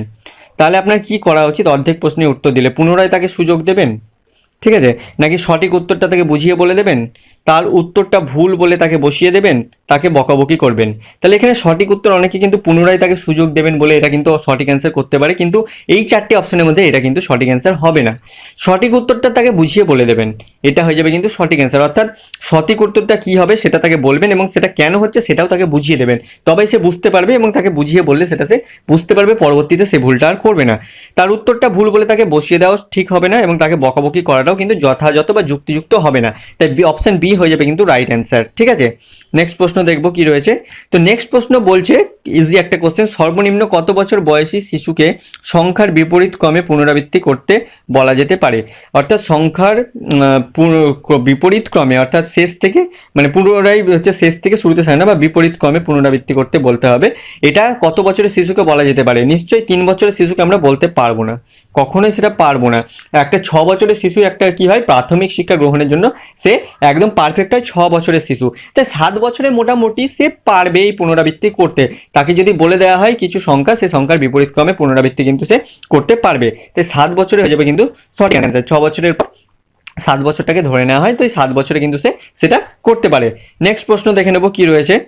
তো নেক্সট প্রশ্ন বলছে যেটা আমাদের আজকের পার্ট 8 ক্লাসের ম্যাথ পেডাগজির যে পার্ট 8 ক্লাস, সেই ক্লাসের শেষ কোশ্চেন আজকে 80 নাম্বার কোশ্চেন কি বলছে। বলছে প্রাথমিক স্তরে বিয়োগ শেখাতে যে শব্দটি ব্যবহার করা হয়, প্রাথমিক স্তরে বিয়োগ শেখানোর জন্য, যোগ বিয়োগ আমরা জানি, যোগ বিয়োগ, সেই বিয়োগ শেখানোর জন্য কোন শব্দটি ব্যবহার করা যেতে পারে? একত্রে, চলে গেল, সব মিলিয়ে নাকি একসঙ্গে? তো ভালো করে দেখো, একত্রে যখন আমরা বলি তখনই কিন্তু সেটা যোগ হয়ে যায়, যোগের মধ্যে পড়ে যায়, ঠিক আছে, যোগ হয়ে যায় একত্রে। বলে তোমার কাছে 2টো আম আছে, রামের কাছে 2টো আম রয়েছে, তাহলে একত্রে কটা আম হলো? সেক্ষেত্রে 4টে বলতে হবে। চলে গেল বলতে হবে যে গাছের ডালে 10টা পাখি বসেছিল, কিন্তু হঠাৎ দেখা গেল একটা আওয়াজে সেখান থেকে 5টা পাখি উড়ে গেল বা চলে গেল। চলে গেল, এটা তার মানে কি বিয়োগ করতে হবে, এটা আমরা বুঝতে পারছি। তো চলে গেল এই কথাটাই, শব্দটি কিন্তু বিয়োগের সঙ্গে যুক্ত, তাই চলে গেল হয়ে যাবে কিন্তু সঠিক অ্যান্সার। হ্যাঁ, তো সব মিলিয়ে সেটা, এটাও কিন্তু যোগের ক্ষেত্রে একসঙ্গে, সেটাও যোগের ক্ষেত্রে চলে গেল হয়ে যাবে সঠিক অ্যান্সার।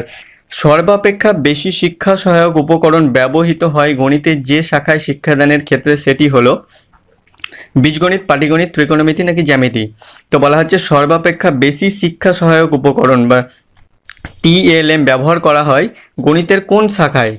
সব অপশন রয়েছে বীজগণিত, পাটিগণিত, ত্রিকোণমিতি নাকি জ্যামিতি। তো বীজগণিত, পাটিগণিত, ত্রিকোণমিতির ক্ষেত্রে যে পরিমাণ উপকরণের প্রয়োজন হয়ে থাকে তার তুলনায় জ্যামিতিতে কিন্তু অনেক বেশি উপকরণে কিন্তু ব্যবহার করা হয়ে থাকে বা টিচিং লার্নিং মেটেরিয়ালসে কিন্তু প্রয়োজন হয়ে থাকে। তাই সঠিক অ্যান্সার হয়ে যাবে কিন্তু জ্যামিতি। ঠিক আছে, নেক্সট প্রশ্ন দেখবো কি রয়েছে। নেক্সট প্রশ্ন বলছে যে গণিত হলো এমন এক বিষয় যার দ্বারা ঈশ্বর বিশ্ব ব্রহ্মাণ্ড সৃষ্টি করেছেন। এটি কে বলেছেন? বলছে গণিত হলো এমন একটি বিষয় যার দ্বারা কিন্তু আমাদের বিশ্ব ব্রহ্মাণ্ড সৃষ্টি হয়েছে, সেটাই বলছেন। এটি কে বলেছেন? কার মত? আইনস্টাইন, লক, গ্যালিলিও নাকি জ্যাক্স ডেলাস? তো সঠিক অ্যান্সার কি হবে? সঠিক অ্যান্সার হবে কিন্তু গ্যালিলিও বলেছেন।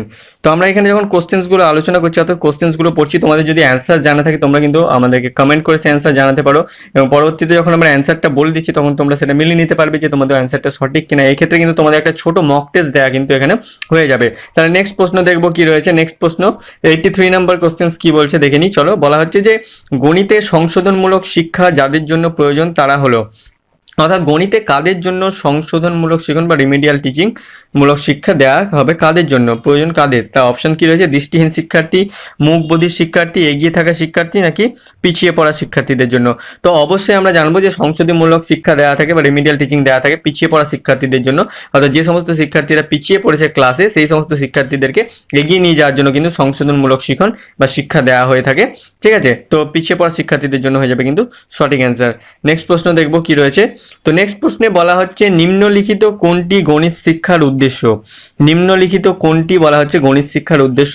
সামান্যীকরণের অভ্যাস তৈরি, উচ্চশিক্ষায় গণিতের ভিত্তি নির্মাণ, প্রতীকী ভাষা ব্যবহারের ক্ষমতা অর্জন নাকি উপরের সবগুলি সঠিক? তো নিম্নলিখিত যেটি গণিত শিক্ষার উদ্দেশ্য সেটা বলা হচ্ছে সামান্যীকরণের অভ্যাস অবশ্যই তৈরি করতে হবে, উচ্চশিক্ষায় গণিতের ভিত্তি নির্মাণ সেটাও করতে হবে, এবং প্রতীকী ভাষা ব্যবহারের ক্ষমতা অর্জন করতে হবে। তো প্রত্যেকটি কিন্তু করতে হবে গণিত শিক্ষার উদ্দেশ্য কিন্তু এখানে প্রত্যেকটি, তাই উপরের সবগুলি কিন্তু হয়ে যাবে এখানে সঠিক অ্যান্সার। ঠিক আছে, নেক্সট প্রশ্নের দিকে যাব, দেখে নেবো নেক্সট প্রশ্ন কি রয়েছে। তো নেক্সট প্রশ্নে বলা হচ্ছে যে কোনো এক শিক্ষার্থী পাঠ্যপুস্তকের বাইরে একটি গণিত শিক্ষকের কাছে নিয়ে এলে শিক্ষকের কাজ হবে। কোনো এক শিক্ষার্থী পাঠ্যপুস্তকের বাইরে একটি গণিত যদি শিক্ষকের কাছে নিয়ে আসে তাহলে শিক্ষকের কাজ কি হবে?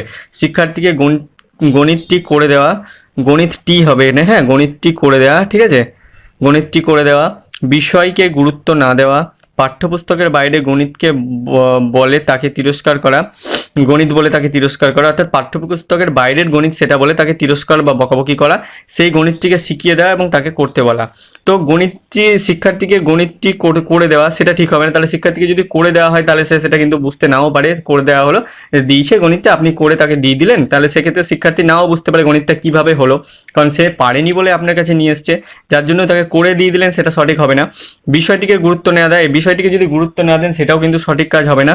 পাঠ্যপুস্তকের বাইরে গণিত বলে তাকে তিরস্কার করা, অর্থাৎ পাঠ্যপুস্তকের বাইরে সে গণিতটা নিয়ে এসছে বলে, অর্থাৎ সিলেবাসের বাইরে যেহেতু তার গণিতটা, সেই জন্য তাকে তিরস্কার বা বকাবকি করা সেটাও কিন্তু ঠিক হবে না। তাহলে যে কাজটা করা সঠিক হবে সেটা হচ্ছে সেই গণিতটি তাকে শিখিয়ে দেওয়া এবং তাকে করতে বলা, অর্থাৎ গণিতটি তাকে শিখিয়ে দিতে হবে যে এইভাবে হবে এবং তাকে সেটাকে করতে বলা হবে, এবং শিক্ষক সেটা দেখে দিবেন যে সেটা সঠিক হয়েছে কিনা। কোথাও যদি ভুল থাকে সে ভুলের আবার সংশোধন করে দেবেন, না হলে টিচার কিন্তু তাকে সঠিক রাস্তাটা দেখিয়ে দেবেন বা সঠিকভাবে সেই গণিতটা কিভাবে হচ্ছে সেটা তাকে বলে দেবেন। তাহলে তাকে শিখিয়ে দিতে হবে এবং তাকে করতে বলা হবে এবং টিচার সেটা দেখে দেবেন সঠিক কি ভুল। নেক্সট প্রশ্ন দেখবো কি রয়েছে। তো নেক্সট প্রশ্নে বলা হচ্ছে 86 নম্বর কোশ্চেন্স বলছে যে বার্ষিক পরীক্ষার প্রস্তুতি হিসাবে একজন গণিত শিক্ষক বা শিক্ষিকার করণীয় কাজ হলো। বার্ষিক শিক্ষার প্রস্তুতি হিসাবে একজন গণিত শিক্ষক বা শিক্ষিকার করণীয় কাজ কি? নিরবিচ্ছিন্ন মূল্যায়ন করা, ঠিক আছে, ছাত্রছাত্রীদের সম্ভাব্য প্রশ্নগুলি সরবরাহ করা, মাঝে মাঝে শ্রেণীতে অভিক্ষার ব্যবস্থা করা, ঠিক আছে, এটা শ্রেণীতে হবে, শ্রেণীতে হয়ে গেছে, সরি টাইপিং মিস্টেক আছে, শ্রেণীতে অভিক্ষার ব্যবস্থা করা এগুলির কোনোটিই নয়। তো নিরবিচ্ছিন্ন মূল্যায়ন করা বার্ষিক পরীক্ষার প্রস্তুতি হিসাবে নিরবিচ্ছিন্ন মূল্যায়ন না করা যাবে না। ছাত্রছাত্রীদের সম্ভাব্য প্রশ্নগুলি সরবরাহ করা সেটাও কিন্তু করা যাবে না। পরীক্ষার আগে ছাত্রছাত্রীদেরকে কোশ্চেন দিয়ে দেওয়া হলো, তাহলে সেক্ষেত্রে তাদেরকে সঠিকভাবে যাচাই করা কিন্তু সম্ভব হবে না। সেক্ষেত্রে তারা কিন্তু সেই কোশ্চেন্সগুলো শুধুমাত্র করে দেবে, বাকিগুলো কিন্তু প্র্যাকটিস করবে না। তাই যে প্রশ্নগুলো আসবে ছাত্রছাত্রীদেরকে সেই প্রশ্নগুলো শুধুমাত্র সরবরাহ করা যাবে না। যেটা করতে হবে শিক্ষক শিক্ষক বার্ষিক পরীক্ষার প্রস্তুতি হিসাবে তার জন্য মাঝে মাঝে শ্রেণীতে অভিক্ষার ব্যবস্থা কিন্তু করতে হবে। মাঝে মাঝে শ্রেণীতে যদি অভিক্ষার ব্যবস্থা করা হয় তাহলে সেক্ষেত্রে তাদের যে ভুল ত্রুটিগুলো রয়েছে সেগুলো দেখে নেওয়া যাবে, সেগুলোকে পরবর্তীতে সংশোধনমূলক শিক্ষণের সাহায্যে সেগুলোকে সঠিক করে নেওয়া যাবে। সেক্ষেত্রে কিন্তু তারা অনেক বেশি ভালো ফল করতে পারবে বার্ষিক পরীক্ষার জন্য। তাই মাঝে মাঝে শ্রেণীতে অভিক্ষার ব্যবস্থা করা কিন্তু প্রয়োজন। নেক্সট প্রশ্ন দেখে নেবো কি রয়েছে 87 নম্বর কোশ্চেন। তো 87 নম্বর কোশ্চেন বলা হচ্ছে শিশুর কাছে গণিত শিক্ষা বোঝা স্বরূপ হয়ে ওঠে কখন? তখনই যখন বিদ্যালয়ে বইয়ের ব্যাগ ভারী হয়। ঠিক আছে, তারপরে বলা হচ্ছে বিদ্যালয়ে গণিতের প্রশ্নের খুব একটা সুযোগ সুবিধা থাকে না, সঠিকভাবে গণিত উপলব্ধি করতে পারে না, পিতামাতা বা অভিভাবকের সহানুভূতি থাকে না। তো শিশুর কাছে গণিত শিক্ষা বোঝা স্বরূপ তখনই কখন হয় সেটা বলা হচ্ছে। বলছে বিদ্যালয়ে যদি বইয়ের ব্যাগ ভারী হয়, না এটা নয়। বিদ্যালয়ে গণিত প্রশ্নের খুব একটা সুযোগ সুবিধা থাকে না, অর্থাৎ গণিতের খুব একটা যদি সুযোগ সুবিধা থাকে না বলা হচ্ছে বিদ্যালয়ে, না শিক্ষককে জিজ্ঞেস করলেই সেই প্রশ্নের সঠিক সমাধান কিন্তু শিক্ষক করে দেবেন, বা সুযোগ কিন্তু রয়েছে গণিতের সেটাও হবে না। তাই সঠিকভাবে গণিতকে উপলব্ধি করতে পারে না। অর্থাৎ কোনো শিক্ষার্থী যদি সঠিকভাবে গণিতকে বুঝতে না পারে বা উপলব্ধি না করতে পারে এবং সে যদি টিচারকে সেটা না বলে, চুপচাপ থাকে, প্রকৃতির যদি স্টুডেন্ট হয় তাহলে সে শিক্ষককে যদি সেটা না বলে, সে বুঝতে পারছে না বা গণিত উপলব্ধি করছে না, পারছে না, তাহলে সেক্ষেত্রে তার গণিতটা কিন্তু তার কাছে বোঝা হয়ে যাবে। তাই সঠিক অ্যান্সার হয়ে যাবে অপশন সি। পিতামাতা বা অভিভাবকের সহানুভূতি থাকে না, সেটা অবশ্যই থাকে। বাড়িতে বললেই তারা কিন্তু সাহায্য করবে, অথবা স্কুলে গিয়ে শিক্ষক শিক্ষিকাকে বলবে, বা আপনার যে প্রাইভেট টিউটার রয়েছে তাকেও কিন্তু বলবে যে আমার ছেলে বা মেয়েটা পারছে না, এটা তাকে একটু ভালোভাবে দেখিয়ে দাও বা বুঝিয়ে দাও, এটা কিন্তু তাকে বলবে। তাহলে সঠিক অ্যান্সার যেটা হবে অপশন সি, সঠিকভাবে গণিত উপলব্ধি করতে পারে না, যার জন্য কিন্তু গণিতকে বোঝা বলে মনে হয়। নেক্সট প্রশ্নের দিকে যাব, দেখে নেবো নেক্সট প্রশ্ন কি রয়েছে। তো নেক্সট প্রশ্নে বলা হচ্ছে যে গণিতের ক্লাসে কোনো এক শিক্ষার্থীর হীনমন্যতা দেখা দিলে সে অধিকাংশ সময় তর্ক করে, নিজেকে লুকিয়ে রাখে, সর্বদা মেজাজ হারিয়ে ফেলে, নিজেকে বেশি করে প্রকাশ করে। তো গণিতের ক্লাসে কোনো এক শিক্ষার্থীর হীনমন্যতা দেখা দিলে সে যেটা করবে, অধিকাংশ সময় তর্ক নিশ্চয়ই সে করবে না। সে যদি হীনমন্যতায় ভোগে সে তর্ক কখনোই করবে না। নিজেকে লুকিয়ে রাখে, হ্যাঁ অবশ্যই সে চাইবে নিজেকে লুকিয়ে রাখতে, বা নিজেকে সবার থেকে দূরে সরিয়ে রাখতে বা পিছিয়ে রাখতে। সর্বদা মেজাজ হারিয়ে ফেলবে না এবং নিজেকে বেশি করে প্রকাশ করতেও চেষ্টা করবে না, কারণ সে নিজেকে লুকিয়ে রাখছে, তাহলে প্রকাশ করার কোনো প্রশ্নই আসছে না। তাই অপশন বি হয়ে যাবে কিন্তু সঠিক অ্যান্সার, নিজেকে লুকিয়ে রাখে হীনমন্যতায় যদি কোনো শিক্ষার্থী গণিত ক্লাসে ভোগে হীনমন্যতায়। নেক্সট প্রশ্ন দেখে নেবো কি রয়েছে 89 নম্বর কোশ্চেন বলছে অন্তরা ভালো গান গাইতে পারে কিন্তু গণিতে সে একদম কাঁচা, তাহলে একজন শিক্ষক বা শিক্ষিকা হিসাবে নিচের কোনটি আপনি তাকে করতে বলবেন? অন্তরা ভালো গান গাইতে পারে, ঠিক আছে, কিন্তু গণিতে সে একদম কাঁচা, তাহলে একজন শিক্ষক বা শিক্ষিকা হিসেবে নিচের কোনটি আপনি তাকে করতে বলবেন? তাকে বলবেন যে গানের কোনো ভবিষ্যৎ নেই, তাকে অঙ্কগুলো বুঝিয়ে দেবেন এবং বলবেন গানের মতো এই অঙ্ক চেষ্টা করলেও সে পারবে, তাকে গান ছেড়ে অঙ্কের দিকে মন দিতে বলবেন, নাকি তাকে ক্লাসে সকলের সামনে বকাবকি করবেন? তাহলে কি বলছে, অন্তরা গানে ভালো কিন্তু গণিতে সে কাঁচা, তো তাকে গণিতে ভালো করার জন্য শিক্ষক শিক্ষিকা হিসাবে আপনার কর্তব্য বা করণীয় কাজ কি? তাকে বলবেন যে গানের কোনো ভবিষ্যৎ নেই, এটা তাকে বলা যাবে না, গানের নিশ্চয়ই ভবিষ্যৎ আছে, গানের দিকেও কেরিয়ার গড়া যায়। তাই গান যেমন যতটা ম্যাথও ইম্পর্টেন্ট রয়েছে, সেরকম গানও ইম্পর্টেন্ট, তাই তাকে সেটা ছাড়তে বলা যাবে না, বা তাকে ভবিষ্যৎ নেই বলে তাকে ডিমোটিভেট করা যাবে না। তাকে অঙ্কগুলো বুঝিয়ে দেবেন, হ্যাঁ শিক্ষক হিসাবে বা শিক্ষিকা হিসাবে আপনি তাকে অঙ্কগুলো বুঝিয়ে দেবেন এবং বলবেন গানের মতো এই অঙ্কগুলো চেষ্টা করলে সে পারবে। সে যেমন গান করতে পারছে, সে সেরকম অঙ্কগুলো যদি চেষ্টা করে তাহলেও সে সেগুলো করতে পারবে, তাই তাকে বুঝিয়ে দেবেন, এটা হয়ে যাবে সঠিক অ্যান্সার। তাকে গান ছেড়ে অঙ্কের দিকে মন দিতেও বলা যাবে না, কারণ তার গান তার প্রিয়, তাই তাকে গান ছাড়তে বলা যাবে না। তাকে ক্লাসে সকলের সামনে বকাবকি তো অবশ্যই করা যাবে না, তাই অপশন বি হয়ে যাবে সঠিক অ্যান্সার। তাকে অঙ্কগুলো বুঝিয়ে দিতে হবে এবং তাকে বলতে হবে যে গানের মতোই সে অঙ্ক যদি চেষ্টা করে তাহলে সে অবশ্যই সেই অঙ্কগুলো করতে পারবে। নেক্সট প্রশ্ন, অর্থাৎ আজকে 90 নম্বর কোশ্চেন বলছে গণিত পাঠের গুরুত্ব ছাত্রছাত্রীদের কিভাবে বোঝানো সম্ভব? তাদের গণিত পাঠের গুরুত্ব ছাত্রছাত্রীদের কিভাবে বোঝানো সম্ভব সেটা বলা হচ্ছে। তো বলা হচ্ছে তাদের গণিতের সমস্যাগুলিকে সমাধান করতে বলে, বিভিন্ন ধরনের প্রতিযোগিতামূলক পরীক্ষায় বসতে বলে, অন্য বিষয়ের ব্যবহারিক দিকের উল্লেখ করে, গণিতে ভালো করলে পুরস্কার দেওয়া হবে সেটা বুঝিয়ে। তো গণিত পাঠের গুরুত্ব ছাত্রছাত্রীদের বোঝানো সম্ভব তখনই তাদের গণিতের সমস্যাগুলিকে সমাধান করতে বললে, ঠিক আছে, তাদের গণিতের সমস্যাগুলিকে যদি সমাধান করতে বলা হয়, সে যদি সমাধান করতে না পারে তাহলে সেক্ষেত্রে তার ইন্টারেস্ট কিন্তু তৈরি হবে না, তাই এটা অপশন হবে না। বিভিন্ন ধরনের প্রতিযোগিতামূলক পরীক্ষায় বসতে বলে, বিভিন্ন প্রতিযোগিতামূলক পরীক্ষায় বসতে বলে কিন্তু তাকে গণিত পাঠের গুরুত্ব কিন্তু বোঝানো সম্ভব হবে না, কারণ সেক্ষেত্রে শুধুমাত্র গণিত থাকবে না, অন্যান্য কিছু থাকবে। তাকে যেটা করতে হবে, সঠিক অ্যান্সার এখানে যেটা হবে সেটা হচ্ছে অন্য বিষয়ের ব্যবহারিক দিকের উল্লেখ করে, অর্থাৎ গণিতে যে অন্যান্য বিষয়ের ক্ষেত্রেও যে গণিতের ব্যবহার রয়েছে সেটা যদি সে গণিত শিখে তাহলে সেই ব্যবহারগুলো সে করতে পারবে, বা গণিতটাকে অন্য বিষয়ের ক্ষেত্রে কাজে লাগাতে পারবে। সেটা যদি সে বুঝতে পারে যে গণিতের বিভিন্ন বিষয়ের ব্যবহারিক দিকের উল্লেখ, সেটা যদি সে বুঝতে পারে তাহলে তাহলে কিন্তু সে গণিতে আগ্রহী হবে এবং সেই গণিত পাতির গুরুত্বটা বুঝতে পারবে। তাহলে অপশন সি হয়ে যাবে কিন্তু এখানে সঠিক অ্যান্সার। ঠিক আছে, 91 নাম্বার কোশ্চেন্স বলছে যে অঙ্ক বইয়ের পাঠ্যসূচি কেমন হওয়া উচিত। ফার্স্ট কোশ্চেনই বলছে অঙ্ক বইয়ের পাঠ্যসূচি কেমন হওয়া উচিত।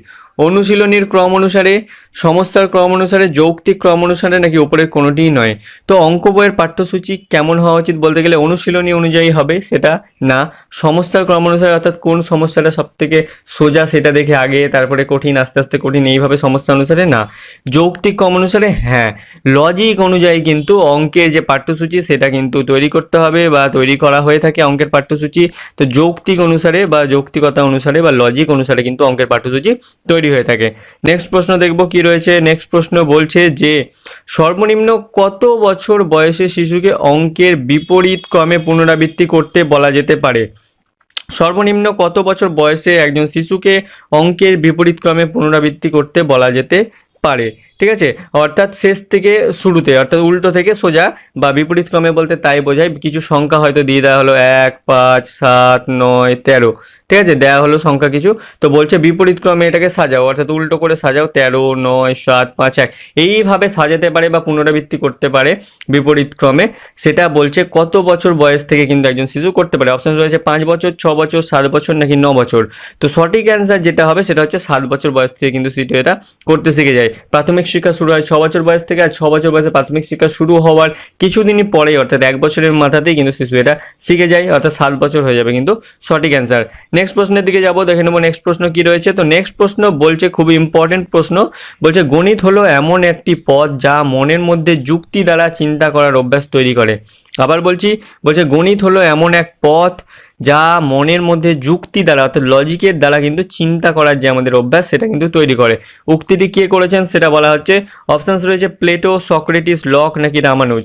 ঠিক আছে, সঠিক অ্যান্সার তাহলে কি হবে, প্লেটো এটি বলেছিলেন। ঠিক আছে, প্লেটো এই উক্তিটি করেছিলেন। তো এই বিভিন্ন উক্তিগুলো সম্পর্কে কিন্তু আমরা থাকেই কোশ্চেন্স দেখেছি, এই উক্তিগুলো নিয়ে কিন্তু আমরা কোশ্চেন্স তৈরি করেছি, সেগুলো তোমরা অবশ্যই দেখে নিও বা নোট ডাউন করে নিও। এই উক্তিগুলি কিন্তু তোমরা নোট ডাউন করে রাখলে পরবর্তীতে তোমাদেরই সুবিধা হবে খুঁজে পেতে। তাই অবশ্যই তোমরা এই উক্তিগুলো নোট ডাউন করে রেখে নিও, একটা জায়গাতে করে নেবে সেগুলো। আর পরবর্তীতে আমরা যখন আরও ম্যাথ পেডাগজি ক্লাস নিয়ে আসবো সেখানে আরও গুরুত্বপূর্ণ কিছু উক্তি বা ওর প্রশ্ন কিন্তু আমরা নিয়ে আসবো। তাহলে এখানে সঠিক অ্যান্সার হয়ে যাবে প্লেটো এই উক্তিটি করেছিলেন। নেক্সট প্রশ্ন দেখবো কি রয়েছে। তো নেক্সট প্রশ্নে বলা হচ্ছে যে গণিত বিষয়ে সংশোধনমূলক শিক্ষণের প্রধান উদ্দেশ্য হলো। গণিত বিষয়ে সংশোধনমূলক শিক্ষণের অর্থাৎ রিমিডিয়াল টিচিংয়ের প্রধান উদ্দেশ্য হলো ছাত্রছাত্রীদের মেধার উন্মেষ ঘটানো, ছাত্রছাত্রীদের আচরণগত সমস্যার সমাধান করা, পাঠ্যসূচির বাইরে অন্য বিষয়ের শিক্ষাদান করা, পিছিয়ে পড়া শিক্ষার্থীদের বা ছাত্রছাত্রীদের পৃথকভাবে সাহায্য করা। তাহলে রিমিডিয়াল টিচিং বা সংশোধনমূলক শিক্ষণ কাদেরকে দেওয়া হয় সেটাই যদি বলতে চাই তাহলে সবসময় আমরা জানি যে পিছিয়ে পড়া শিক্ষার্থীদের দেওয়া হয়। তো এই পিছিয়ে পড়া ছাত্রছাত্রীদের পৃথকভাবে সাহায্য করার জন্যই কিন্তু আমাদের যেটা করতে হবে সেটা হচ্ছে সংশোধনমূলক শিক্ষণ কিন্তু দিতে হবে। তাই গণিতের ক্ষেত্রেও তাই পিছিয়ে পড়া শিক্ষার্থীদের বা ছাত্রছাত্রীদের পৃথকভাবে সাহায্য করার জন্য কিন্তু সংশোধনমূলক শিক্ষণের ব্যবস্থা করা হয়, আর এটাই হচ্ছে তার উদ্দেশ্য। সঠিক অ্যান্সার অপশন ডি।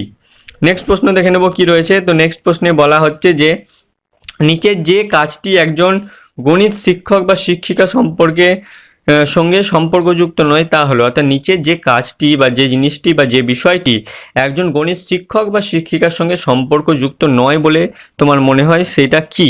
তো বলা হচ্ছে পরিকল্পনা, শিক্ষণ, আয় ব্যয়, মূল্যায়ন। তো গণিত শিক্ষক বা শিক্ষিকা হিসেবে পরিকল্পনা অবশ্যই আপনাকে করতে হবে। শিক্ষণ অর্থাৎ টিচিং সেটা কিন্তু আপনাকে দিতেই হবে, সঠিক টিচিং। মূল্যায়ন, এই মূল্যায়ন বা ইভ্যালুয়েশন কিন্তু আপনাকে করতেই হবে, মূল্যায়ন না করলে কিন্তু হবে না শিক্ষার্থীদের। তাই সঠিক যেটা অ্যান্সার হবে সেটা হচ্ছে অপশন সি, আয় ব্যয়।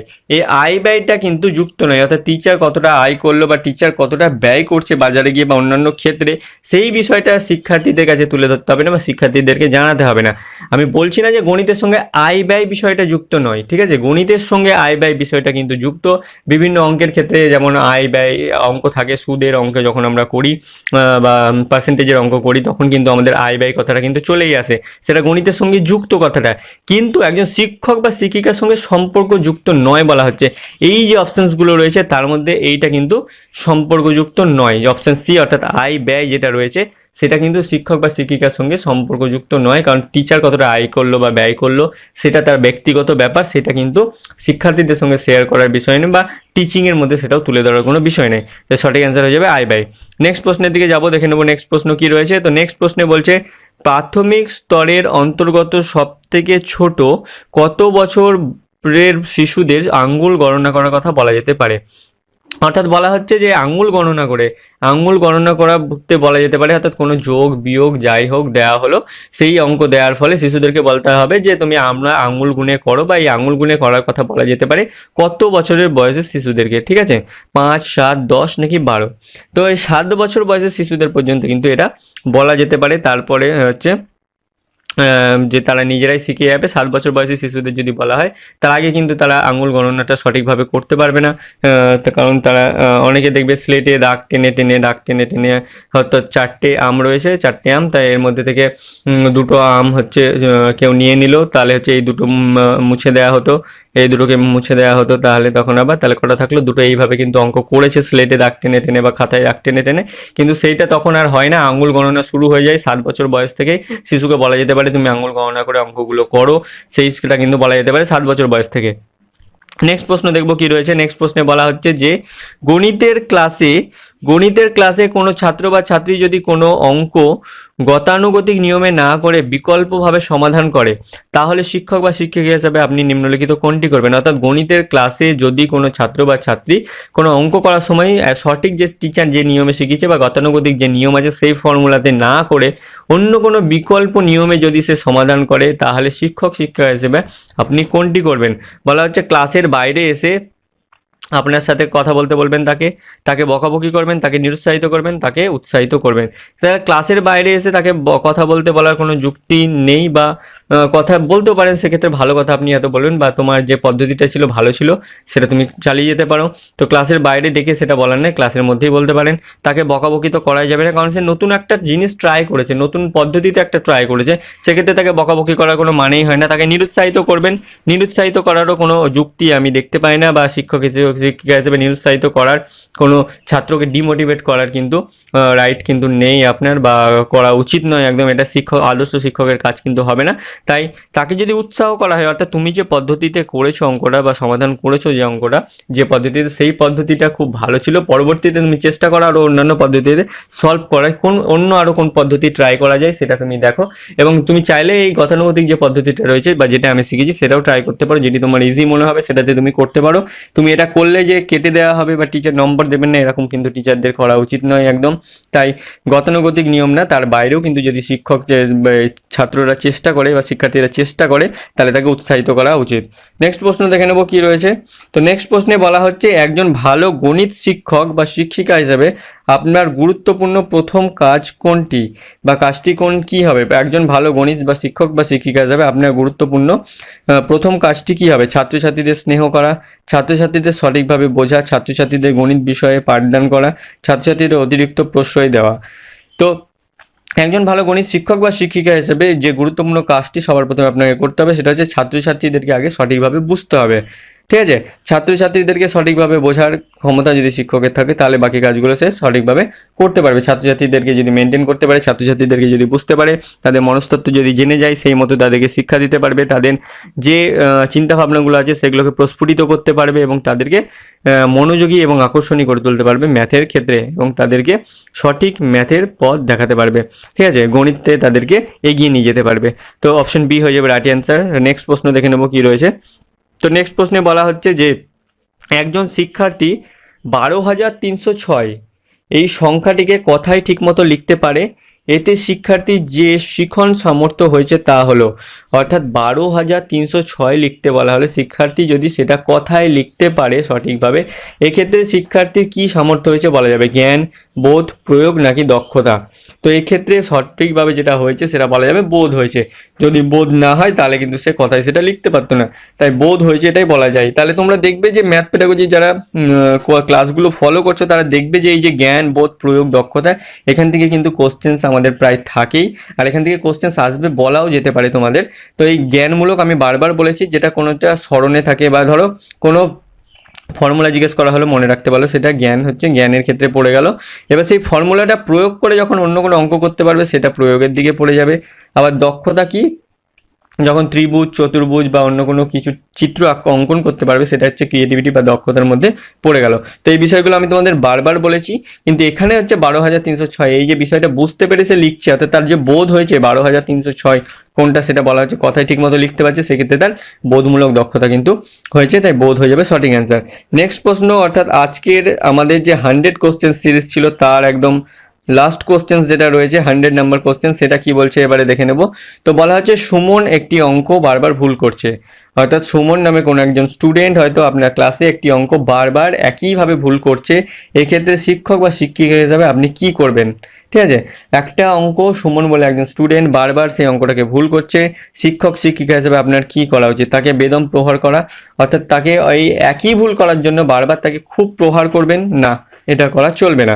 ধৈর্য নিয়ে তাকে শেখানো, হ্যাঁ ধৈর্য নিয়ে তাকে শেখানো যেতে পারে, অবশ্যই তাকে ধৈর্য নিয়ে শেখাতে হবে, অর্থাৎ ধৈর্য নিয়ে শিক্ষককে কিন্তু শেখাতে হবে, যাতে বারবার যে যে ভুল করছে সেই ভুলটা তাকে ধরিয়ে দেওয়ার চেষ্টা করতে হবে, ধৈর্য হারালে চলবে না, তাই ধৈর্য নিয়ে কিন্তু তাকে শেখানো হবে। বিষয়ান্তরে চলে যাওয়া, অর্থাৎ বাদ দিয়ে বিষয়ান্তরে চলে যাওয়া কিন্তু যাবে না, সেই তাকে কিন্তু সে অঙ্কটা সঠিকভাবে করতে, শ্রেণী থেকে তাকে বহিষ্কার করা সেটাও কিন্তু করা যাবে না, অর্থাৎ শ্রেণী থেকে তাকে বাইরে বার করে দেওয়া যাবে না, তাই অপশনস বি অর্থাৎ ধৈর্য নিয়ে শেখানো। একজন শিক্ষক শিক্ষিকার যে আদর্শ গুণগুলো রয়েছে সেই গুণের মধ্যে কিন্তু ধৈর্য একটি গুণ, যে ধৈর্য বা পেশেন্স কিন্তু থাকতেই হবে শিক্ষক শিক্ষিকার, সেই পেশেন্স রেখেই কিন্তু ছাত্রছাত্রীকে বারবার, একবার না পারলে বারবার তাকে দেখিয়ে দিতে হবে, তাকে শিখিয়ে দিতে হবে, তার ভুলগুলো ধরিয়ে দিতে হবে যাতে সে সঠিকটা করতে পারে। তো ধৈর্য নিয়ে তাকে শেখাতে হবে, সঠিক অ্যান্সার হবে ধৈর্য নিয়ে শেখানো।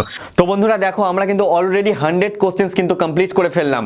এই 100 কোশ্চেন্স কিন্তু তোমরা যদি যারা পরে দেখবে, প্রথমে একদম লাইভ ক্লাসে জয়েন করনি, যারা পরে দেখবে তারা কিন্তু দরকার হলেও পরে কিন্তু আবার প্রথম থেকে দেখে নিও।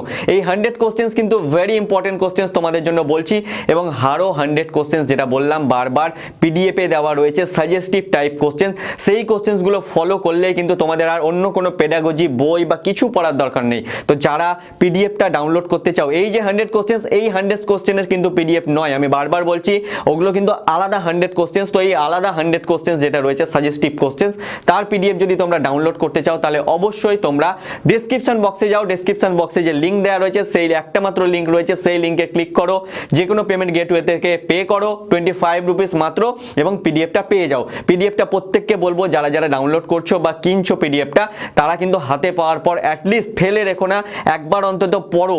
প্রাইমারি যদি পরীক্ষায়, আপকামিং যে প্রাইমারি পরীক্ষা, সেই পরীক্ষায় যদি কোনো কোশ্চেন্স আসে, আশা করি এই ক্লাসটা দেখার পর এবং সেই পিডিএফটা দেখার পর আশা রাখবো যে না, তোমাদের কোনো কোশ্চেন্স কিন্তু মিস যাবে না, তোমরা কিন্তু সকল কোশ্চেনের অ্যান্সারই দিতে পারবে। এবং যারা দিতে পারবে, যারা পিডিএফটা কিনবে, যারা হেল্পফুল হবে, অবশ্যই ভিডিওতে ঘুরে এসে, পরীক্ষা দিয়ে এসে অবশ্যই আমাকে একটা কমেন্ট করে জানাবে যে না তোমরা কতটা উপকৃত হয়েছো, তাহলে কিন্তু আমরা ফিডব্যাক পাবো যে কতটা উপকৃত হয়েছো তোমরা, সেটা আমরা বুঝতে পারবো। ওকে, তাহলে এই ছিল 100 কোশ্চেন্স নিয়ে আলোচনা। প্রত্যেককে বলবো ভালো করে তোমরা ঠান্ডা মাথায় পরীক্ষা দিও, ভালোভাবে এক্সাম দিও, এবং সকলে কিন্তু প্রত্যেকটা যে ইম্পর্টেন্ট জিনিস সেগুলো ভালোভাবে গুছিয়ে পরীক্ষায় নিয়ে যেও। এবং নতুন কিছু কিন্তু বলবো যে না, শনিবার রাত্রির পর বা শনিবার সন্ধ্যে 7টার পর আর নতুন কিছু তোমরা কিন্তু শিখতে যেও না, যতটুকু শিখবে সেটুকুকেই রিভাইজ করো। তাহলে সকলকে বলবো বেস্ট অফ লাক আমার তরফ থেকে, ভালো করে এক্সাম দিও, ভালো থাকো এবং সুস্থ থাকো। Thank you.